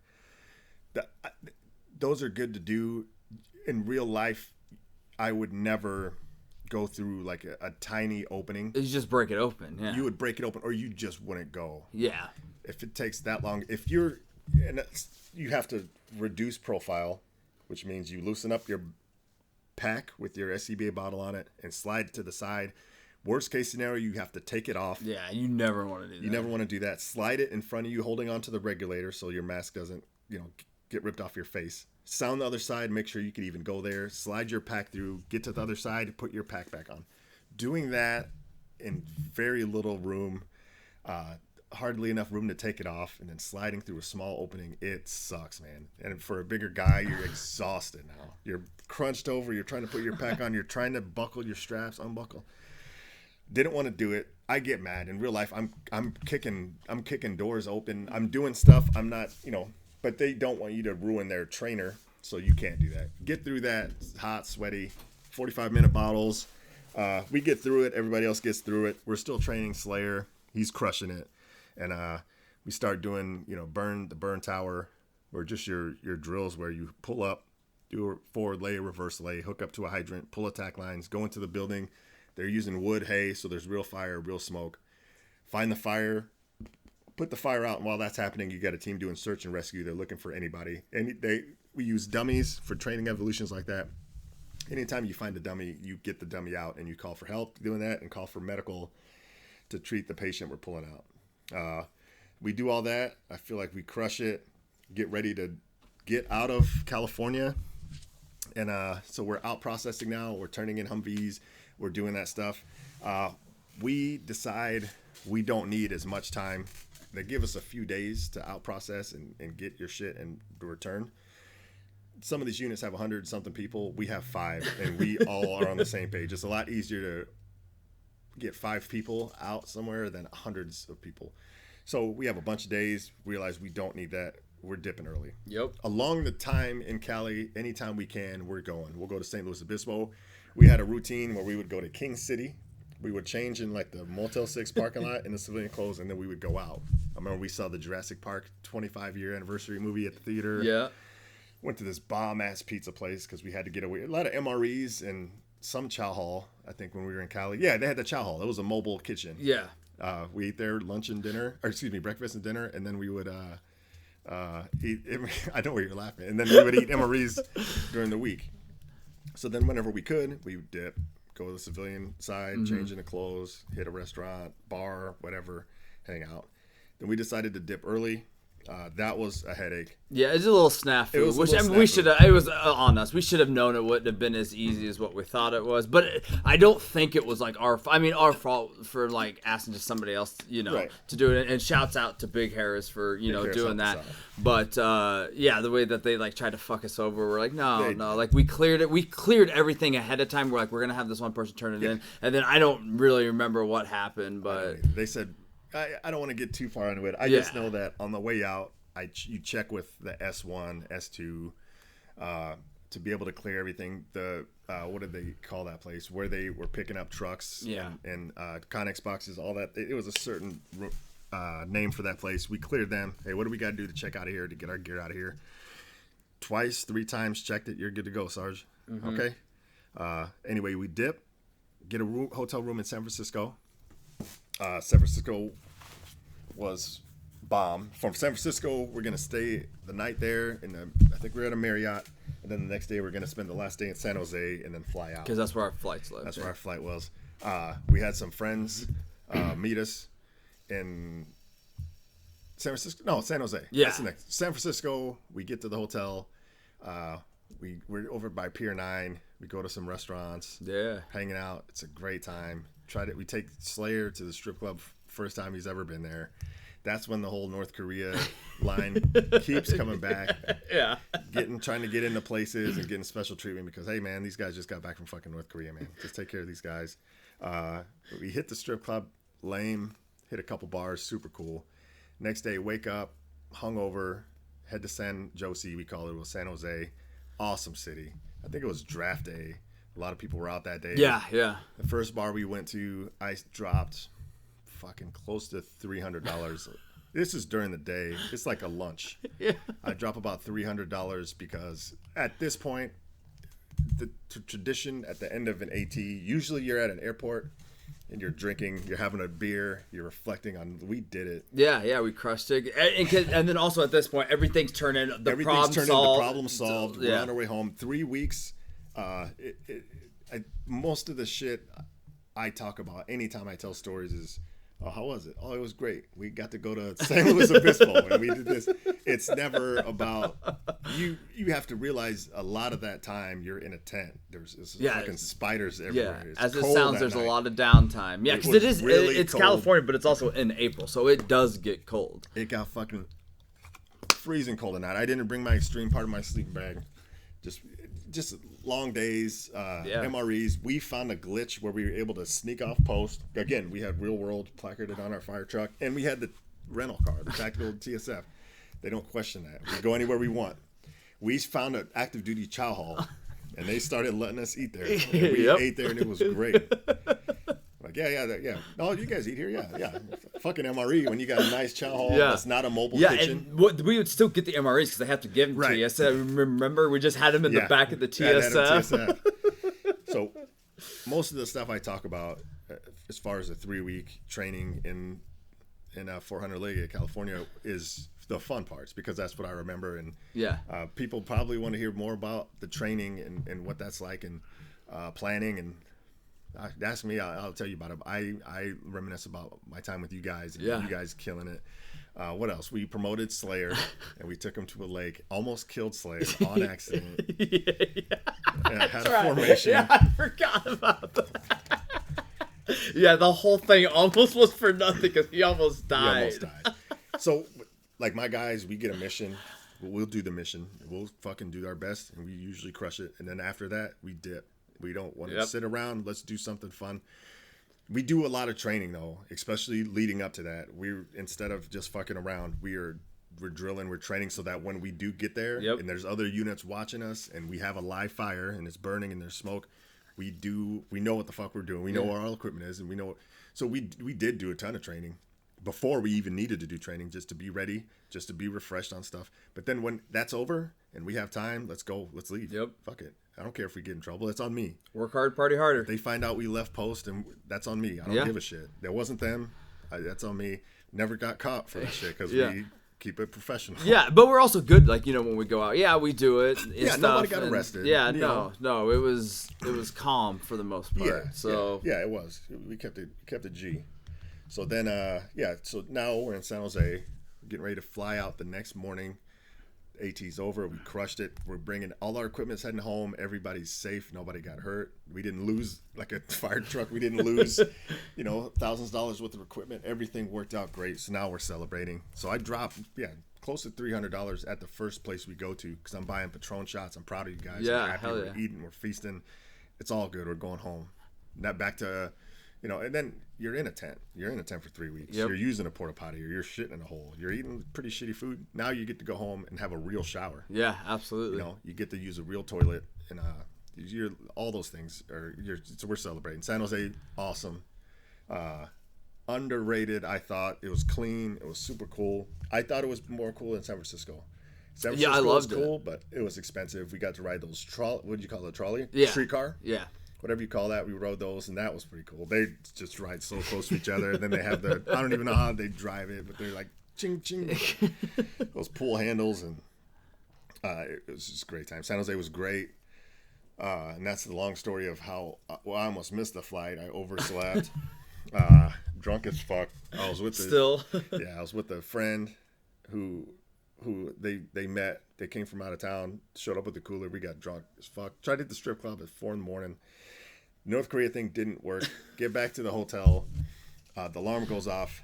My friend turns the alarm off, goes back to sleep. And then next thing I know, there's pounding on the door.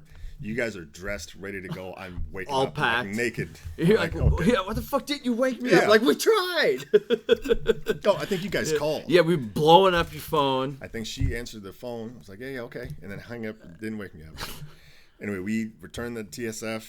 We're hustling. And I love that story, because we've had this Hyundai Santa Fe SUV in the woods for 3 weeks. Didn't clean it. It's got dirt, tree sap. We're off-roading in it. It's filthy. It's and we're not, definitely times we're not taking like full showers. It's the baby wipe shower, field shower. So it just fucking smells like must and men. It stinks. I'm driving that motherfucker hard. I drop you guys off at the terminal. I go to return it. I got the windows down. I'm blaring music. Hungover as fuck. Screeching tires. Pull up. Get out. And I just remember I come to a screeching halt. Jump out. And then the guy's like just looking at me, looking at the car. I'm like, what the fuck happened? Don't worry, we got the Don't insurance. worry, we got the insurance. Meet up with you guys. Hopefully have time for beer. I don't remember. And then we take our flight back to Arizona. Yeah, it was fucking fantastic. So we get through that, and I think, within the next year, Condeezy's out, I'm out. And then at that point, the units just kind of start moving around. Like, where does it go from there? From there, right before that, my contract ended. I had my 6-year contract. I wasn't in love with it as much anymore, and I was looking at doing something else. I wanted to get promoted. I knew I couldn't get promoted in the unit. They just don't have that structure. Yeah. I drilled with a couple other units. I found one I thought I might like. Yeah, because at this point, you're like, I'm close enough. I want to do the 20. Right? At this point, I'm looking at 20, and I'm like, I originally my goal was, and Winey's goal was, join the unit, get our certs, bounce, and then do something else. Get another skill. Winey wanted to go combat. He tried to get me to go with him, and I said, I already did that shit. Right. Bitch, I did. Bitch, I've been there. So he joined the Cav. In the guard, he got out, and then I said, I absolutely am not going back to infantry life. I already did that. I understand why you want to do it. Right. I 100, but I said I already did it. I want to maybe get a skill, electrician, plumber, something like that. Get another skill. End up staying, and then I found out what leader you might get if I left. I ended up staying.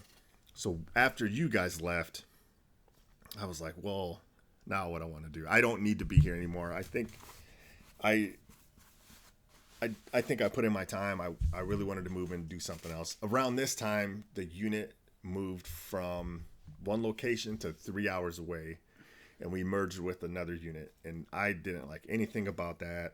Yeah, because now you have to travel 3 hours one way. So now it's Friday night, we get into town, and then Sunday night we drill till like 8, sometimes get home real late Sunday.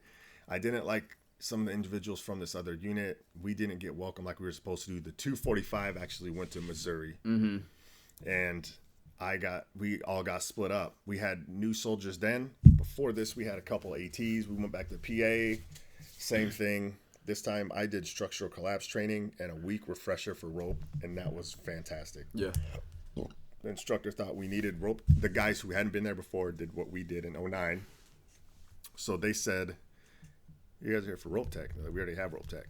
He's like, well, shit, what do you guys want to do? We have a week. So let's just use it, whatever you guys want to do. So we did rappelling, we did pickoffs, ascending, a lot of ropes and knots. I think we set up a high line, and then at the end of the week, we went to a state park in Pennsylvania, and we rappelled off of a 100-foot cliff. Oh, that's fucking great, and, man. Just had a blast, and then structural collapse started, and that's an 80-hour course, and it involves shoring up buildings that are collapsed, which is a lot of nailing wood, and a lot of looking at your FOG, your field operating guide, to know what nail patterns, and that stuff's boring. The fun stuff is breaching, you're breaking, so you're cutting rebar, so you actually start using your petrogen torches,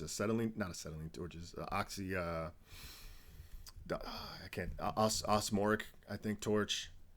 There's 3 torches you start using for cutting metal, and then you start using like concrete chainsaws. So now you're cutting chainsaws.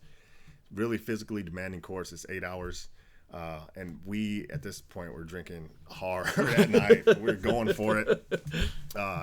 It's now the guys in the unit.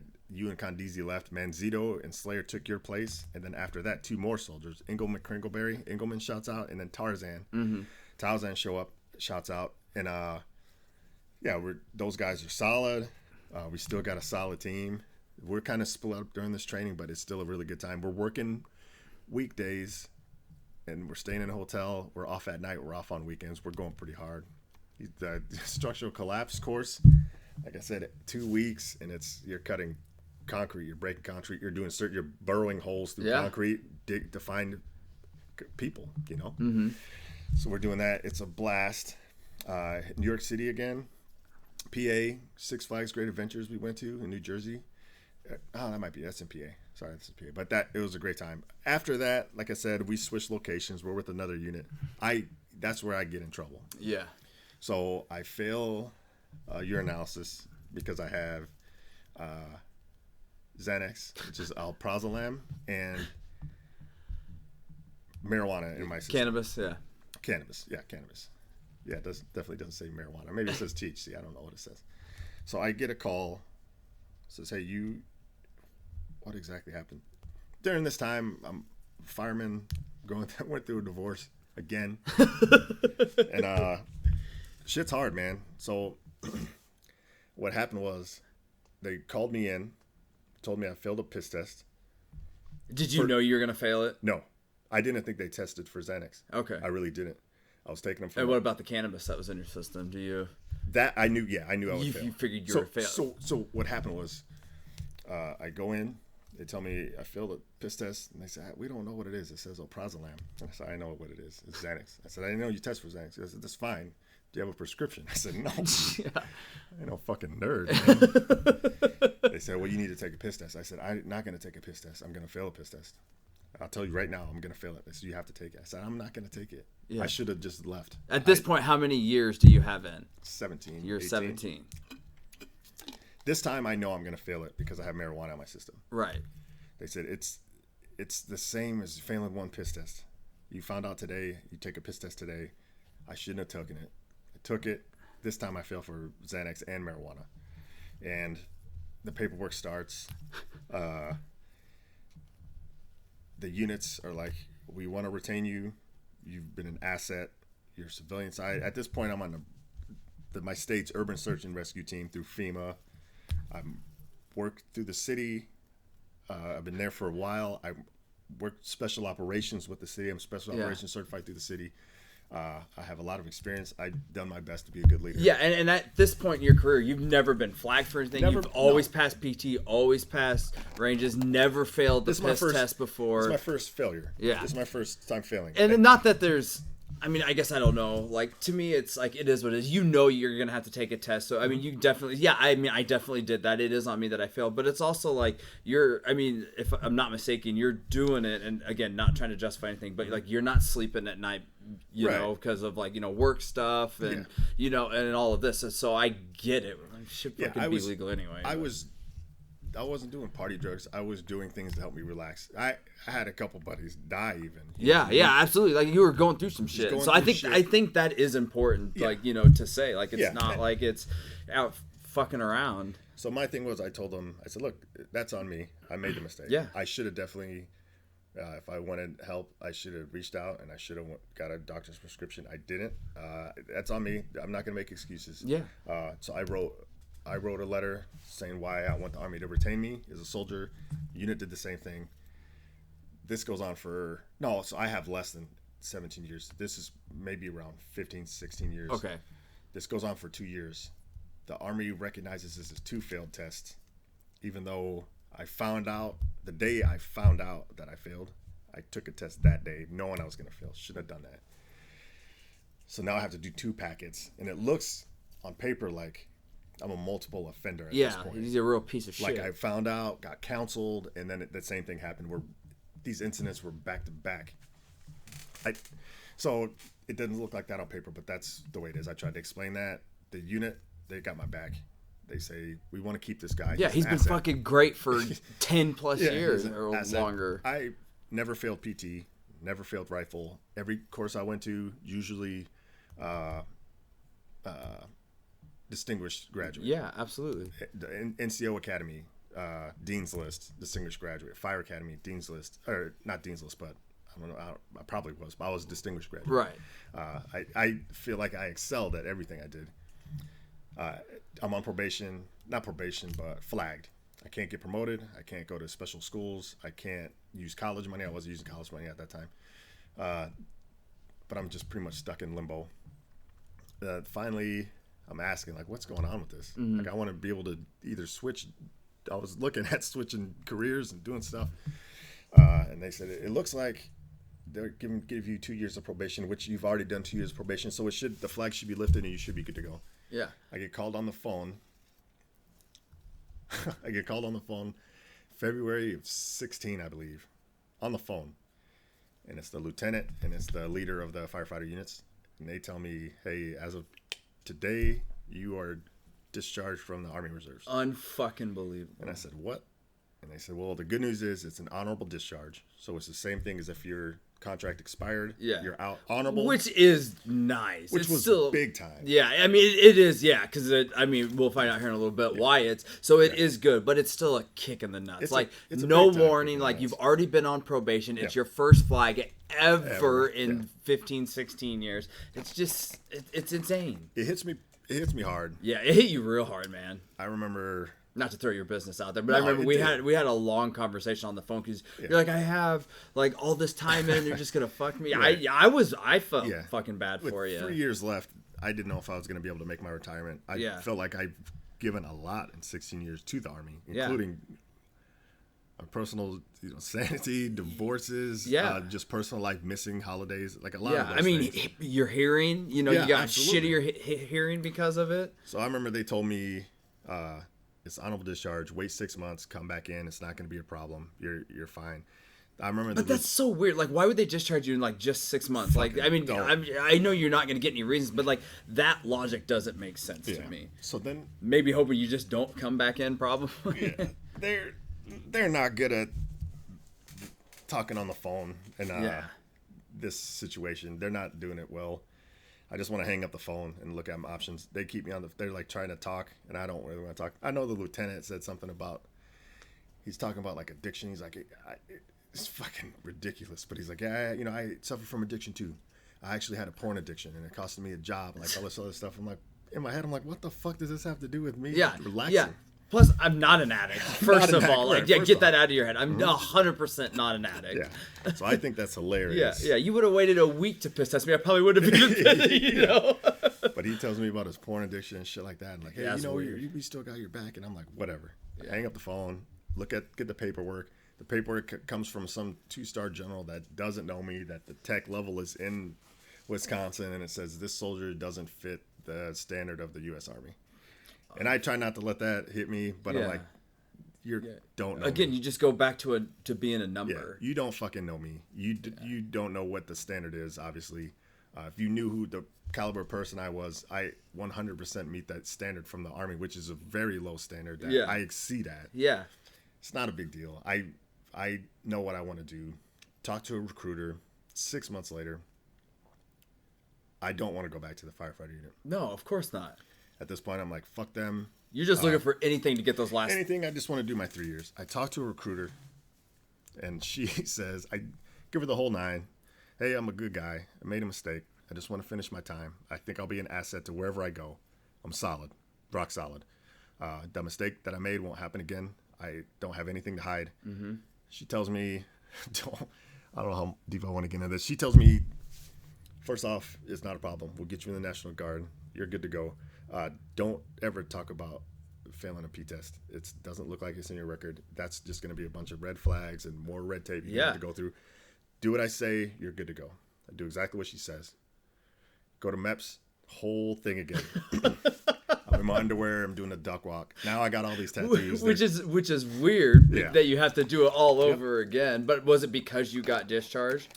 It must be because I was out. Yeah. It was a break in service. And the reason why you're able, because you didn't have to do it when you got back in for the reserves. Did No, you have no, to go nope. back to MEPS? Nope. Yeah, because you weren't out that long, right? Right. But and like at this point, the reason why you're able to get back in is because they did do you the solid and give it to you, the honorable They discharge. would have given me, other than that, there's like 9 different discharges. Yeah. There's like a bad conduct, which is a nightmare. I don't Yeah. think you could carry a weapon, like all this stuff. Other than honorable, medical, whatever, honorable discharges, like if I would have did 4 years, did my time, got out, you get an honorable discharge. Mm-hmm. There's no crimes against you. So I got that. I was able to go back in. Except there was some re-enlistment code on there that was a problem that I didn't know about. Yeah, and it was just a computer thing, right? It wasn't anything that somebody just had to switch. Yeah, I think it was a computer thing. I go to MEPS. I don't have to take the ASVAB again. I go to MEPS, 6 in the morning, go through that whole, turn in my phone. Are you having flashbacks? Just like, Having oh, flashbacks. There's a bunch of young kids in there. Go through the whole thing, duck walking naked. They got to tattoo they got to take pictures and write down all my tattoos. And I got to tell them why and make sure they're not gang or. yeah, a lot changed A lot in that changed point. in that time. I pass. I go through the whole enlistment thing. like almost like a deposition. I swear in, sign in, and I'm in. I And get my you contract. do, and it's you're like, I want the 3 because I want to get my 20. So you specifically. I signed up indefinitely or something. Yeah. A 6-year contract or something like that. Yeah, knowing that once I get my 20-year letter, I could leave whenever. Okay, yeah. So that's the thing is like you signed up for sign the 6. 6, but once you get, you're not obligated to do. Okay, okay, that's right. So this is like my 3rd time dealing with a recruiter. Obviously, didn't learn my lesson. Like the day after I enlist, before I enlist, I find a unit, and I go talk to them, interview them. They say we would love to have you. You sound good. Enlist, get in. 2 days later, no, sorry, this happens later. So 2 days later, I enlist. I think I know a unit I want to go to, but I haven't talked to them yet. I did. I talked to the unit, enlisted, went to Maps, enlisted. 2 days later, maybe the day later, she texted me and said, hey, there was a problem with your enlistment. They reached out to your old unit. They know about the failed UA. I didn't know anything about this. Delete these text messages and just tell them the truth or whatever. And I'm like, are you Yeah, you told me to keep my head down. You 100% told me.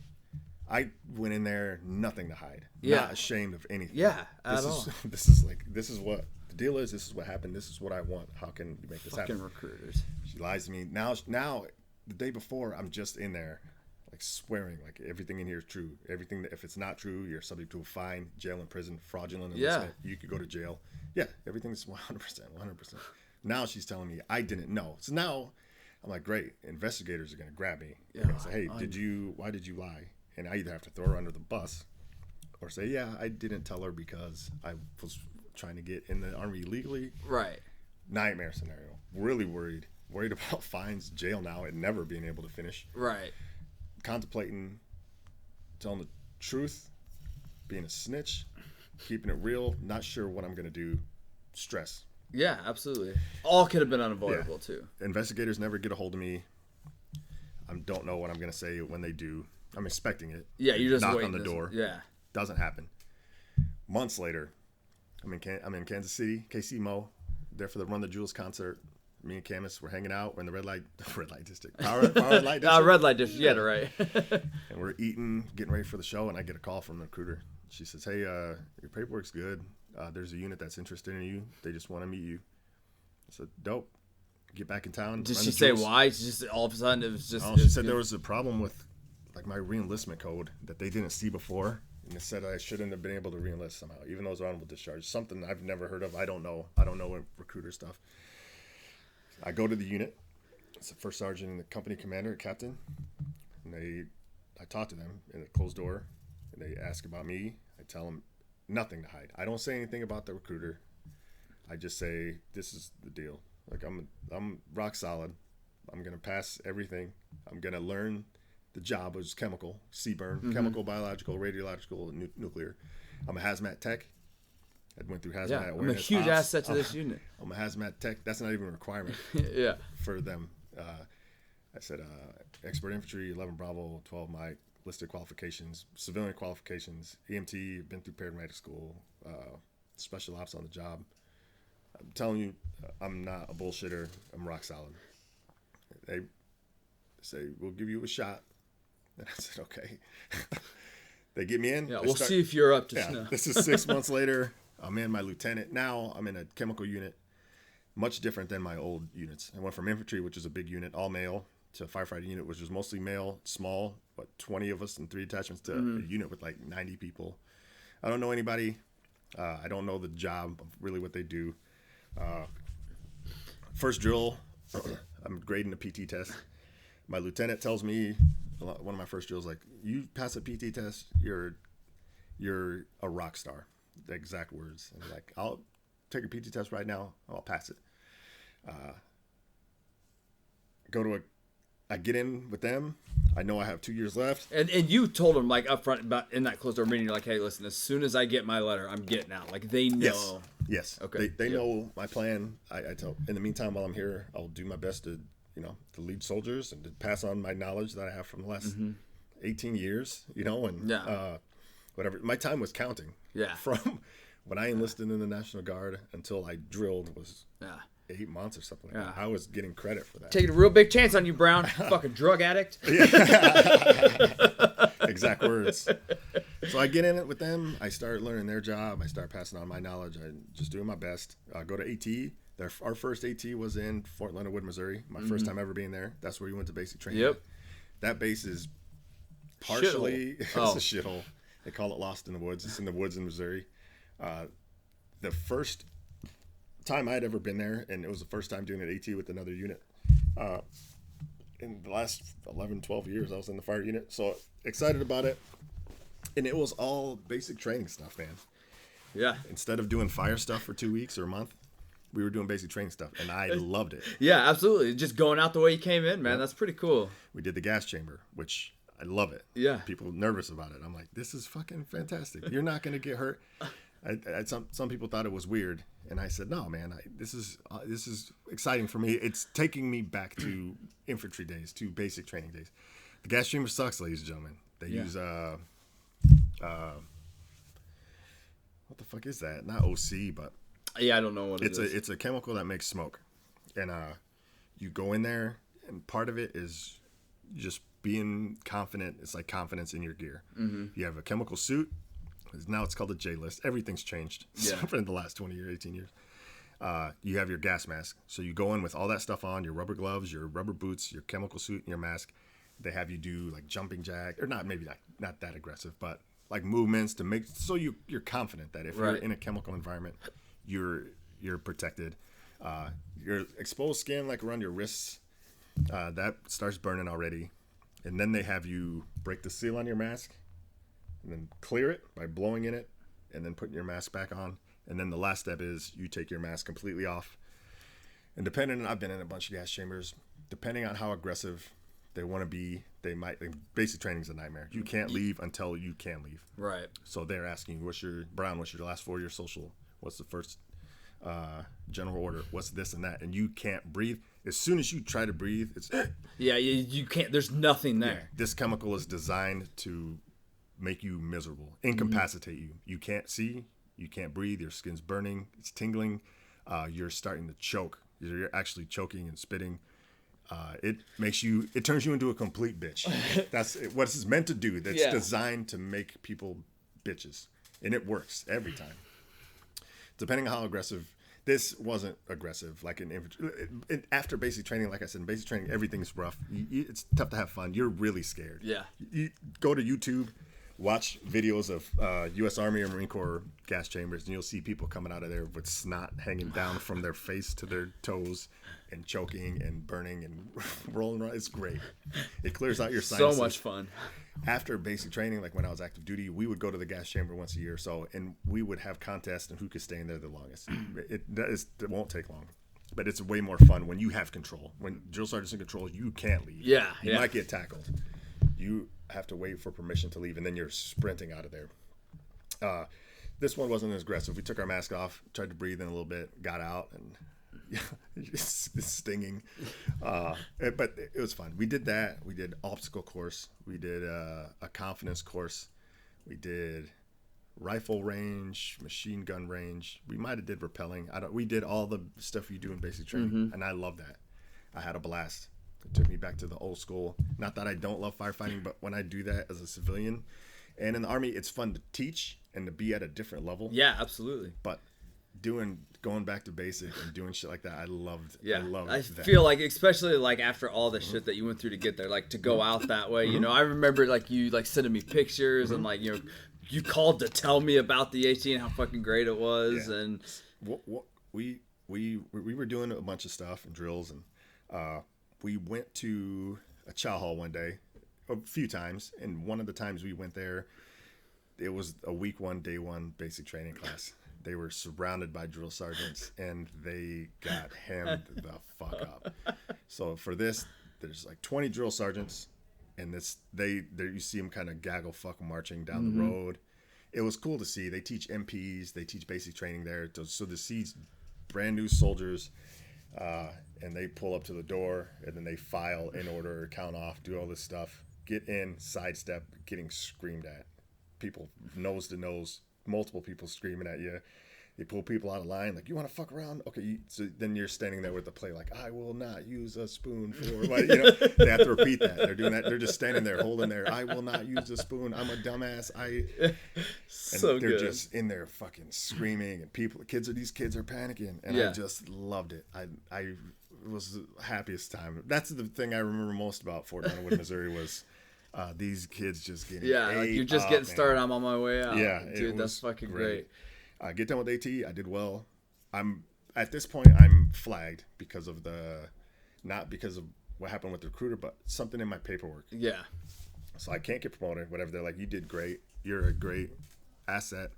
No matter what. Once this flag clears, we're gonna get you an award for AT. You're a good leader. You're a good person. The soldiers were respecting me. I was teaching. Also in Fort Leonard Wood, Missouri, we were doing drills. We had 15 soldiers from Czechoslovakia with us. Oh shit. And I got teamed up with this guy named Choma. He was a G. He was actually fought in Afghanistan. I think he fought in Russia or some shit. He was a legit guy. That's great. We were doing sub-munition rounds, so you change out the bolt. There's a real cartridge with, instead of a bullet, it's a paint round. We were doing that. Night vision. We were doing all that G shit. That was a blast. Get back from AT, feeling good, confident. No matter where you go, I never believe in respect of rank and all that shit. It's you earn it. I try to work hard and then lead by example, and I think that's, as a leader, you do that. You don't go there and be like, look, here's my resume, bitch. Yeah. Respect it. It doesn't work like that. You have to work along the soldiers. You have to earn respect, and then so it takes a while. And I in the end I earned respect. People say, no, he's a real one. My last AT, a year later, everything's going well. I'm able to add a lot of my experience into the unit because I'm a hazmat tech, hazmat technician, and I'm very proficient with the SCBA and mask and how to operate in IDLH environments, dangerous to life and health. I'm just tactical knowledge all around, so I'm able to help out, and I'm learning their process of how they do things, and weapons too. We still have to be soldiers. So all that. My last AT, 3 weeks. We're in Minnesota. I won't get into that too much. Tent life, war games. Yeah. 3 weeks in the tent. This is right. I got in this already a little bit because it was right after I left San Diego last year. So I went from beautiful San Diego to being in the woods in Minnesota. We were at Camp Ridley or some shit. We were somewhere. We were in Minnesota. And my last AT there, shitting in the holes. Yeah. Eating MREs a lot of the time. And then got done with that. And then I found out, they said, I'm getting ready to leave. 90-day window. At 20 years, it's not the same as any other contract you have. They say, hey, bud, you're a year out. You're short. That's what they call it. You're short. It's time to re-up. I've 4 enlistments or something like that. Every time it's, hey, bud, you're short. It's time to re-up. What are we looking at here? Well, we give you $20,000. Bonuses are big. You know, the last few years with the wars going on. I'm sure. This time, nope, there's no re-up. Yeah. So when you get that letter in the mail, what's it like? Well, before that, more problems. So yeah, of course. They tell me, somebody in the S shop or like administration, they say, hey, so 90 days out, you have to start doing stuff. 90 days out, maybe before I even go to this ATM and stuff. They're like, with this flag, you can't get out or retire. You have to handle this before you get out. I said, well, what do I got to do? Yeah, what's the flag? Actually, yeah. So I write a letter saying what happened, everything. I don't snitch on the recruiter, but I tell her this is something I don't know what the re-enlistment code is or whatever. The commander writes his letter and it clears, and I'm due to get out. Short time later, I get my 20-year letter. The 20-year letter says, you've completed 20 years in the U.S. Army.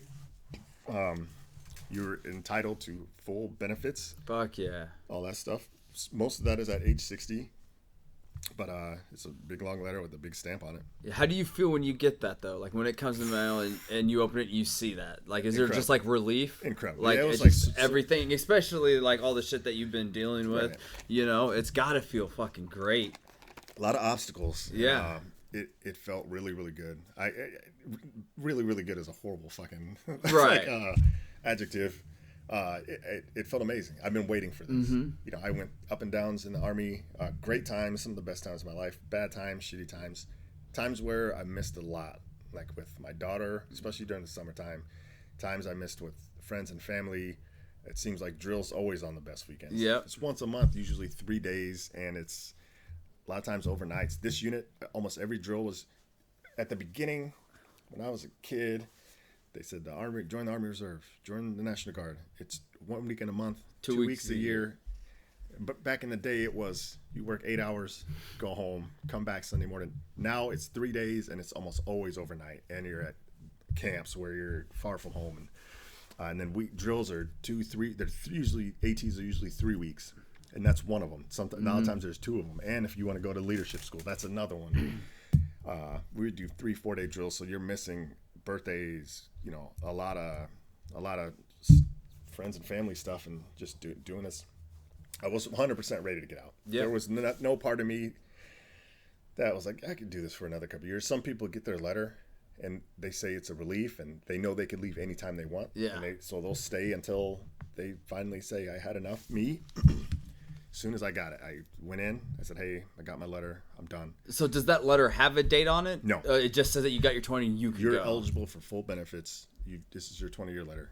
So you go and you set up your retirement. So I went in, and they said, when do you want to be done? And I said, well, this is October. I said, when do you want your last day in the Army to be? And I said, let's do December 31st, 2018. It's at the end of the year. I said, done. Yeah, and that gives you time to get everything that you need. I'll process, get everything ready. And did you guys have drill in December? We had drill in December. We had a family day at a big place where we had a feast. We had laser tag, bowling, like all that stuff. And they did a ceremony for me. They presented me with the flag, the letter from the governor, the letter from the president, which sucks. Dude. Of course, it's President Trump. You know how cool it would have been to have a letter from Obama, Right. But no, you get your different letters from like the command sergeant majors of the Army to the governor to the president to secretary to like a stack of letters. Yeah. And a U.S. flag. And Camus was there. One of the boys was there, and I gave a short speech. Yeah. Thanking everybody, thanking my leadership. Yeah. Do you remember? I mean, just a speech to them. Do you remember what anything else specific that you had said? I thank them for taking me in. Yeah. I thank them for giving me the opportunity. I gave shouts out to the captain and the first sergeant. The first sergeant's an amazing, amazing man. Hell yeah. Me and him talked a bit. He, his first year as our first sergeant was my last year out. Okay. He said he gave me nothing but compliments. That's great. Told me if he could have every soldier like me. Yeah, awesome. Absolutely. Said a lot of good things. I said good things about them. The soldiers, 3rd Platoon, the Purple Cobras. Yeah. Gave them shouts out. It was real cool. And I just, told them to do their best and good luck. And yeah, man. Man, listen, I'm fucking happy for him. I was glad you're able to kick that drug problem, be able to, fucking finish it out, dude. I was super happy. I remember, I think you might have just sent me a picture of your 20-year letter, it finally came in, and I just knew how hard you'd been working at it and everything that you went through, and yeah, it's absolutely fucking great, man. It's a long journey, and then now you got the benefits and shit. You got that extra income when you're, when you hit 60, and it's great. It's a great career, man. I know you said there's a lot of ups and downs, but hearing it over, these last 2 podcasts and stuff, it's it's been absolutely fantastic. Yeah, I'm glad everything happened that happened. It's good. I learned a lot about myself. Yeah. I learned a lot about leading soldiers, about facing adversity, and just testing limits, and it definitely made me a better person. If I had to do it again, I would do it again. Yeah. I would make some changes along the way. Yeah, of course. Yeah, no one But always know. I'm happy with it. I met great people the whole way through. In the Guard, the reserves, and active duty, which most people don't do that. They Right. do 1 or 2. Yeah, absolutely. I did all 3, and yeah, it's great. I still talk to people from active duty, still talk to people from the reserve, still Hell talk yeah. to people from my last unit in the guard, and there's bonds that, like me and you, man. Like, Yeah. There's people that'll be in my life for forever. Yeah, well, absolutely fantastic career. Well, I know I said at the beginning of this, you know, I told you when we did this debrief, I did have something for you. I said it wasn't a gift because I'm not that kind of a person, but I did do something that I thought, like, you know, would be pretty interesting. And since, you know, we're about 2.5 hours in, I figured, you know, we could finish with this, and then, you know, we can finish your final debrief if that's good with you. Yeah, man. So Can I use yeah, the yeah, bathroom yeah. real quick? We'll pause. We'll Okay. let you finish up, and then we'll come back. So Okay. we'll be back in 3, 2, 1, and we're back. So as I said, it's nothing, you know, big, but I figured, you know me and how I love my Q&As. So what I did is I reached out to a bunch of people and told them that we were going to do this debrief, and if they had any questions for you, God like damn, to dude. send them to me, and I'll ask them on here. And I wasn't going to tell you about Okay. it. Oh, So man, that's so exciting. So man. I do want to tell you right now, of course, no Army fucks ever texted me a question. I told them didn't get one, but we do have some bomb-ass questions. Okay. There's 17 questions. Okay. Now, I know that seems like a lot. some Going of them through we'll them, go some through of them fast. we have already definitely answered. Okay. You might be able to just, like, you know, pin down more. So are you ready for these questions? Absolutely. Okay, so the first one is from friend of the podcast, our boy Tower. Oh, who nice, sent in some man. questions. Shouts out Towers Fights coming up November Yep, 1st. yep, UFC hell yeah. 240 Which will be 126. way back. Oh, By the yes. time- this probably won't drop until 2020. You're right. Yeah, so- yeah, you're right. You're right. So Tower said, he goes, I know Spicy isn't a really hateful person, but here's a 2-part question. Okay. He said, name 3 people that you dislike most out of all the years in service. This includes basic training. So 3 people you dislike. That I like know. Yeah, through your military career. Man, that's a tough That's question. what he 'cause- said. He said he knows, and you could tell. He said you could tell us why, but I mean, you don't really have to, obviously, Okay. if you don't want to. I don't like. His name was Sergeant Mole, and he was my platoon sergeant in Korea, and he was just a bad person. He was cheating on his wife. She Okay. found out. He said he was going on leave, or he didn't say he was going on leave, Mm-hmm. and so if he was on leave, he should have went home. He was out banging some other broad. We got into it. He punched me in the face, and as a platoon sergeant punching a young soldier Yeah, in the that's face, fucked. you don't do that. Yeah, so he's one. He's one. 2 more. God damn, that's tough. Let me think. Hoisington in basic training, I didn't like him. He Okay. was the guy. He was kind of a bitch. He said he was I don't know if I mentioned this. He was from San Francisco. He was an older white guy, bald. He looked like Mr. Burns. He said he was a Crip, and he joined the army. You because- definitely did not say that. No, most of the people he knew were either dead or in jail. He Oh, was one of those. not at all like any kind of gang member. Yeah. He was just kind of a weird guy, and he was soft, man. And then instead of like reaching out for help, he would like snitch. Well, this person didn't fucking do that shit. Mm-hmm. Didn't like him. And then, man, this is a great opportunity to shit on people. I just don't like to shit on people. Yeah. So let me think real quick. That's why it's a great Let question. me think real quick. So we got Hoisington. You just need one Sergeant more. Mole, and I got nothing but respect for the drill sergeants, and people like that I had. Fuck. I'm still thinking. It's like a shitbag in like the last unit, and you don't have to use names or.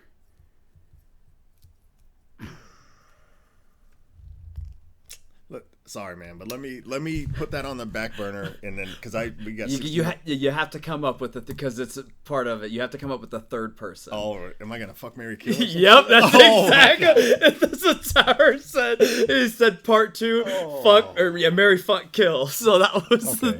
that was the second part, which is a great question. That's a just great so we're aware. Yeah, especially since it's all dudes. So far. Yeah. I'll say. I got a great one. Okay. Great one. My recruiter. Oh, For yeah. joining the Nebraska National Guard. Yeah. Because I was wondering if you were gonna. that's number 1 on the list. Yeah. Came in your office with nothing to hide. Excited. Uh-huh. Faced adversity. Now I'm fucking back. Yeah. You know what I mean? Wanting to finish my time, holding my head up high. Yeah. No, not ashamed of anything I did. That shit's in the back. People make mistakes. Yeah. this is exactly what happened. And then you're like, lie. What? Yeah, I might go to jail because of you now. And now I'd lie, get in trouble, and she's like, I never knew this. I never told you anything. Delete your text messages. And at this point, I'm 30-something years old. What are you telling kids? Right. You know, like, fuck you. I still fuck her because she's a woman. I kill. Who are my other two? You're the guy. Sergeant Mole. Yep. From Korea. Oh, and Hoisington. Yeah. I kill Mole because he was a big, juiced up fucking. He was crazy. He was legit a crazy person. You can't live with someone like that. And then I marry Hoisington. Hell yeah. Because he's a bitch, and I'll just keep him in a fucking closet. Solid ass answer. Yeah, it's a great question. When he texted to me, I busted up laughing. And he took a couple days. He really thought about it, dude. Yeah. It was fantastic. The next question is from T-Ferg. Okay. And, I mean, we already know the answer to this. Just make sure you answer right. Okay. Who is your favorite person you met in the military? Pag Nasty, next question. Favorite person? That's got to be hard, though. I mean, because there's just so many people to help you along the way. Absolutely. And 20 years. Favorite person.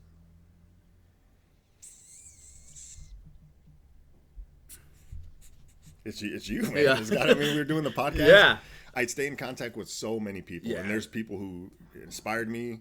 There's people who made me a better person. There's, I have friends I still talk to. I'll fly to different cities to go see them. Absolutely. Me and you, we have a relationship that I don't have with other people. We have this fucking thing that is Nasty and Friends. Yeah. So it's you, man. Oh man, I appreciate that. Plus we you're knew right it. there, Yeah, so yeah. if I say Yeah. somebody else- You're not gonna look me in the eyes and say somebody else. You might get stabbed. It's Condisi. It's been Condisi the whole time, you son of a bitch. Fuck. All right. Next is Thanks, AB. T-Ferg. Yeah, AB Ashley, Okay. who's been Oh, on yeah, the yeah. podcast before. Her first question is, she says, "Give me the deets on Area 51." Oh yeah, I know all those. I cannot talk about them because the CIA listens to our podcast. Solid All the answer. time. She had a second question. It was from somebody that she works with, whose name is Missy. Wanted to know, how do you actively combat foot fungus while wearing those boots all the time? That's a great question. That's- That's outside the box. That's something Yeah. people don't think of. I have foot funk when I wear boots. Any chance I get, I don't wear Susan socks ever. If I Yeah. can get away with it. At work, wear boots for 24 hours, socks for 24 hours. The key is you have to keep your feet dry. You use powders, you use sprays. Rotate out your you socks. rotate out your soles, your socks. As an infantryman, your feet are everything. If you can't, we're humping. In Korea, we did the Manchu, 25-mile ruck march, full gear, rifle, boots, helmet, and 0-degree fucking conditions through the mountains. That was the longest road march I ever did. Awful. All night, awful. You get your belt buckle. I have my Manchu belt buckle over there. Fuck yeah. I could wear it with my army unit, or my army uniform, my dress uniform. I always had that Manchu belt buckle. A lot of our road marches were long, 12, 15 miles. I was blessed. I'm a tall drink of water. I could walk for days. People who are shorter, people who don't have stronger legs, people who are lighter weight, carrying weight and then trying to ruck march, Yeah. it's tough for them. They're you hold on your moving their hips feet and- a lot more. I was blessed with the ability to ruck. Hell So yeah. it was never a problem. You're going through water, you're doing drills, you have to have extra socks, a lot of socks. You have to change. You can wear the same uniform for days. Yeah. It smells. That's what you have to do. Brown t-shirts, you could do that. Socks, you have to have clean socks. You could hang them up. You could wash them, hang them up. You have to keep them dry. You rotate socks all the time. If you stop, you take a break, you drink water, you eat part of your MRE, you change your socks. Try to rotate out your boots.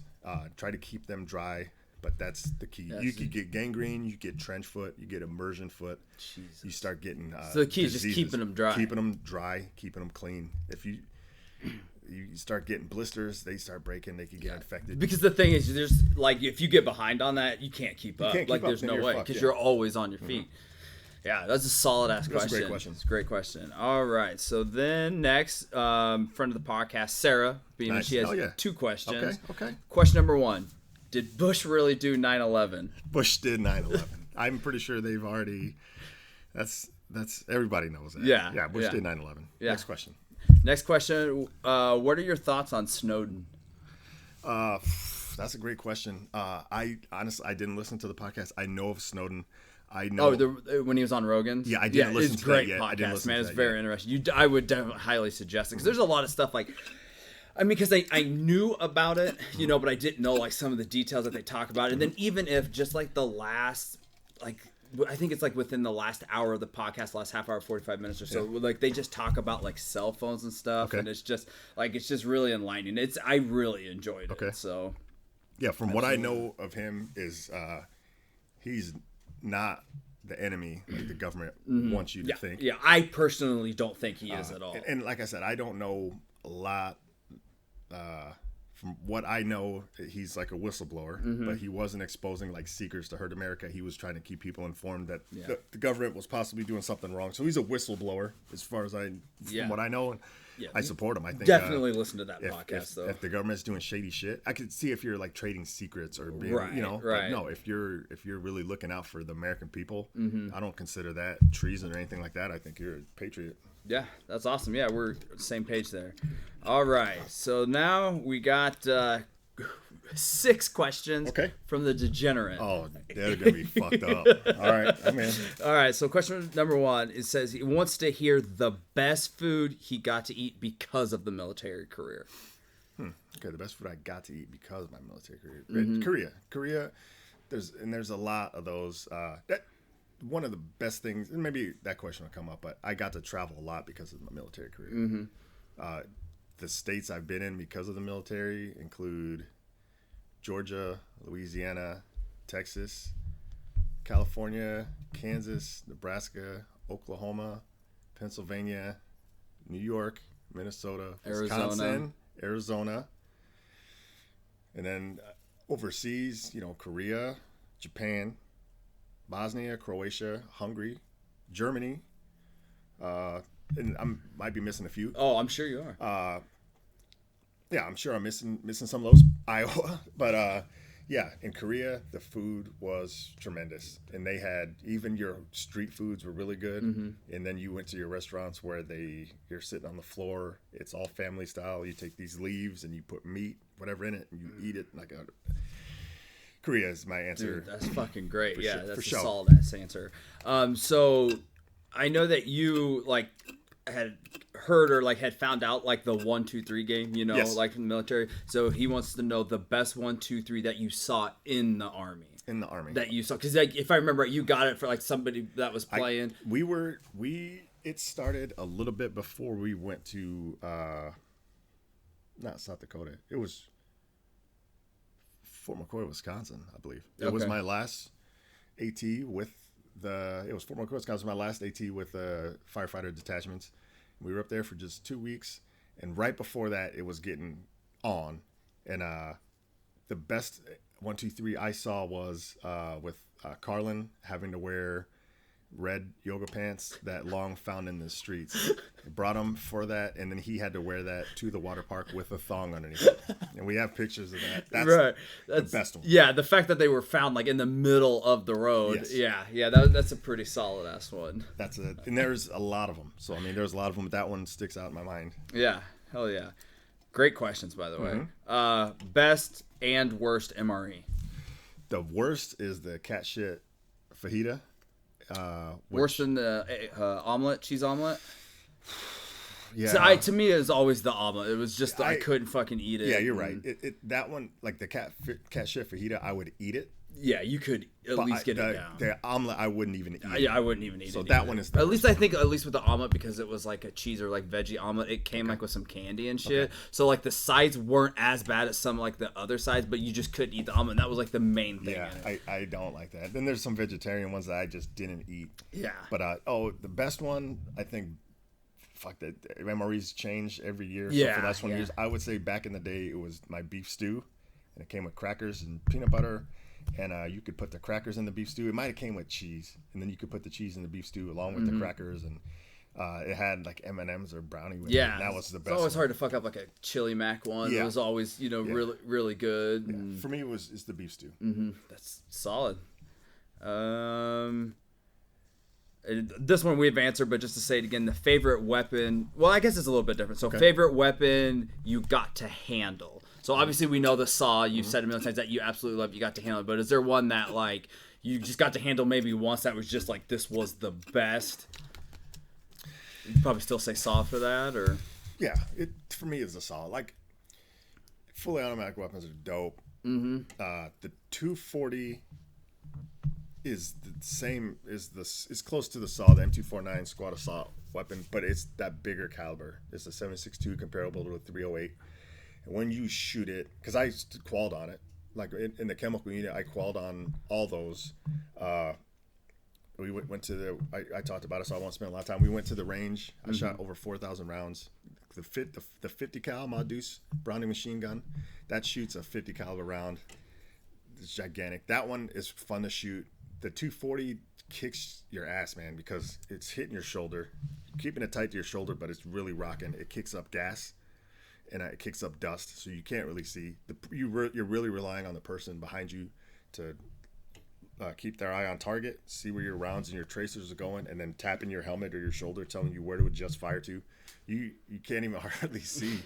So your gunner, assistant gunner, comes in real handy. The 249, you can stand up and shoot that motherfucker, and it rips it so fast. 800 rounds a minute. Man. holy shit! Your drums are 200 rounds a minute, and after I think 400 rounds, if you shoot it within a minute, you're gonna want to switch barrels. So you're not really, unless you're In the shit, you're not firing 800 rounds a minute. But it's my favorite, man. My favorite by far. But second is the one I just fired for the first time. Is that your last AT? My last AT, I believe, and it was they got rid of the M203 grenade launcher. Grenade launchers are awesome. They don't just shoot grenades; they shoot clusters and parachute flares and smoke. Depending on what 40 millimeter round you put in it, it'll shoot it. There's a new one. It still attaches underneath the M4, or you could shoot it, attach a buttstock, and just shoot it free like a China Lake kind of. But it's the M330A, and it's kicks out. You hit the button by the trigger, the barrel comes out. You eject the 40 millimeter shell, put a new one in there, put it in there, and thump. I loved it. It's accurate as fuck. I qualled on it. First time I ever really shot it, I qualified on it. We don't use grenades. You use a 40 millimeter round that has metal in it, and it's got orange powder. So in the range, you have to shoot it in a bunker. It goes out to like 350 meters, the range. And some of it you're shooting through windows. Other times you're shooting into bunkers, or you have to get it close to troops in the area because it's got a 5 meter kill radius. Yeah, 5 millimeter. That's kill not big at all, radius. man. But I qualled, and it was a real windy day, and I was able to bracket it in and put it exactly. You're hitting targets, Dude, that's fucking great. That to qual, you have to get it in a certain area. I was able to put it through a window 200 meters away. Shit. I love that thing, but that's nowhere close to the M249. Right. Dude, Fully automatic. Dude, that's great. 2 questions left from Spence. Is everyone in the Army at least a little gay? Yes. Yep. 100%. Yep, that's what I told him too. Because I'll answer this for you. Yes. Next question. And the Navy. Especially the Navy. Yeah, for sure, the Navy. His last question is, will you consider unretiring to become part of Trump's Space Force? Yes. I'd consider it, yes. Yeah, nice. All right. Great question. Yep. Great questions. Last set of questions. 4 questions. Okay. Got from Camus. Okay. That Oh, she shit. sent Okay. in. Question number 1, which you've already answered, but I want to make sure we ask again if there's something that you want to hone in on. Okay. She said that you speak of ATs in your AT experience a lot. Which one is your favorite and why? I think you've said it multiple times on the podcast, especially this podcast. Yeah. We talked about that Cali one. Yep. Camp 400 Liggett Cali with the 245. Hell yeah. And then we have, what was your most memorable Army moment? Getting that letter? Do you have one that just sticks out? Like if somebody is just like, yeah, I was in the Army, like, oh, hey, like, tell me something awesome. Like, where's your mind go? Like first, like, what's the first thing that you go to? Because you did a lot in 20 years, man. You know, the active duty, I did, man. For some reason, the first thing that popped out was leaving. Yeah, of course. No, I mean leaving for the Army. Oh, leaving for the Army. I thought you meant leaving the Army. I was like, yeah, it's relatively new. It's I don't know why that came up. It must be. It's probably because it's like, truth. I mean, it's the biggest change. It's I would think. It's like I would imagine like you're jumping out of a plane. Mm-hmm. You go from a civilian, you leave your house, you say bye to your mom, your sister, you get in a car, and then you take a flight, and now you're in the United States Army, and just like that, your life is different, and you know this is for real. This isn't high school. This isn't college. This isn't just a normal job. You're in this, and you might not ever get out of this. You might die in this. It's true. It's you go from civilian to soldier like that, and everything you know, you say goodbye. You're gone for a few months. I'm gonna be a different person when I come back, and that's the beginning. But that first step, that's what I think about. Dude, that's a great fucking question. That's a great I question. would 100% agree with you. I would have not said that because I would have not thought about it. You know, I for sure probably would have like gone to like one of the ATs and just like all the fun shit, you know, that we have because of the military. Second is 400 Liggett, us. Yeah, that was great. I'll say like probably the memory that I also tell the most is because we were like back in 2009, you know, and it was September that we went to the 9/11 memorial on 9/11, you know, with my Army guys. Yeah. So, you know, I like for me, like that really sticks out because I had never been there to begin with. And, Right. you know, in that moment, I would say like emotion wise. That was fantastic. And then that's when I forgot when I said the places I traveled with the Army. I didn't even say New York. Yeah, New York. you did. Oh, I did? Yeah, Okay. yeah, you said New York. Yeah, New York, PA, I think New Jersey. Yeah, 9/11 memorial with the 245 in New York. That's special. That's a tough question. Yeah, but I just love like off you know the first like you know that big change. I think that's a solid ass answer for sure. The combination of fear and excitement and starting a new chapter. It's you can't get that. You know. Yeah, not that. I mean, it's pretty big, man. Right. It was great. 2 more questions from her. Okay. She asked, how many Korean females did you have sex with while you were there? Now, I have a couple opinions about this. One, Okay. I love that she's just trying to get information for her own personal use through the podcast. Yeah. 2, I love that she had to specify females. I want to add it. I want to know females and males. Okay, go up. Fuck, man. I don't think I did. I don't think Not I had, one? No. Really? I don't think so, man. Let me think real quick. Not even when you went to the town and... No. The Koreans didn't really fuck with us. I was dating a girl. She was Filipino. She worked Filipina. She worked at a phone store. She was an ex-prostitute. Yeah. I think. I'm pretty sure. But most of the women so the U.S. soldiers, they didn't really fuck with us because we're in combat units and they get hemmed up real quick. Mm-hmm. If you're in a base, like my base, Camp Hovey, was it was 2ID, 2nd Infantry Division. Mostly like thousands of men, maybe like 30 women. You either have to be the fucking man or you got to be buying these chicks gold bracelets and shit like that. I wasn't about that. I didn't even talk to the American women. The Korean women didn't mess with us, and most of the women that worked in bars and drinking girl clubs and stuff, they were either Russian or Filipina.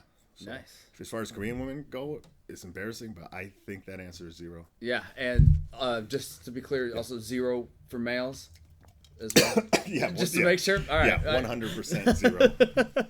All right, that's a great question. And Great then question. the last question that she had, which I think is just a way to round out Yeah. all questions from everybody. As she said, she's a very smart woman. And so she said, from all your time in the Army, what's one life lesson that you still think about / use today?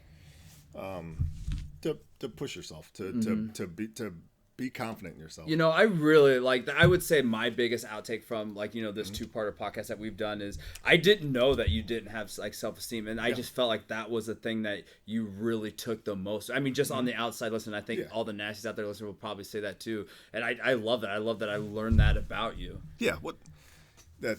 And I know, like being in the military, being a fireman, being a leader, I have confidence and I have that in me. I know what I'm capable of.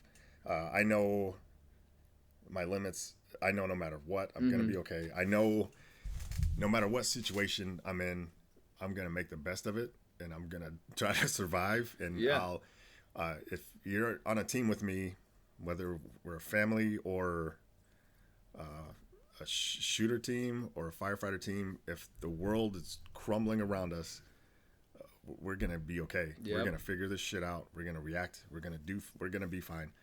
I know myself now. As a kid, I want people to know that. I think when people see me, they're like, this guy, he's got a good head on his shoulders. He's confident. I try not to display any bitch tendencies. I hope I don't display any bitch tendencies. But I want people to know I wasn't always confident. Yeah, absolutely. I want people to know that. And I want them to know that if they're not confident, maybe it's the people around you, or maybe it's just you not loving yourself, but you could change too. You could be a confident person. You believe in yourself and push yourself. Don't give up. And that's important. That's just fucking beautiful, man. I love it. Shouts out and fuck yous. I'll go, and then we'll wrap this bitch up if that's all right with you. So I have shouts out to the 245th, 516th, and 47th. Shouts out from 2 former members, at least, dude. It's fucking great. I loved my 8 years that I got to spend, with everybody. Also, I want to give shouts out to everybody who sent in questions for this debrief. Sure. So, Tower, T. Ferg, AB, Sarah, Spencer, and Camus, thanks. It was great. Yeah. No Army guys sent in questions. I sent, we're doing this debrief. If you have any questions, I sent it like a month ago. Wow. Didn't get one. Not going to fucking remind them. It's all right. I got 2 fuck yous. Fuck you to recruiters. Yeah. Like, come on, man. Like, I know, numbers, but these are people's lives. Yeah. Let's go. I'd probably do the same thing, though. I get it. And fuck you to Six Flags. You know what you did. That's great. So, yeah. And then you?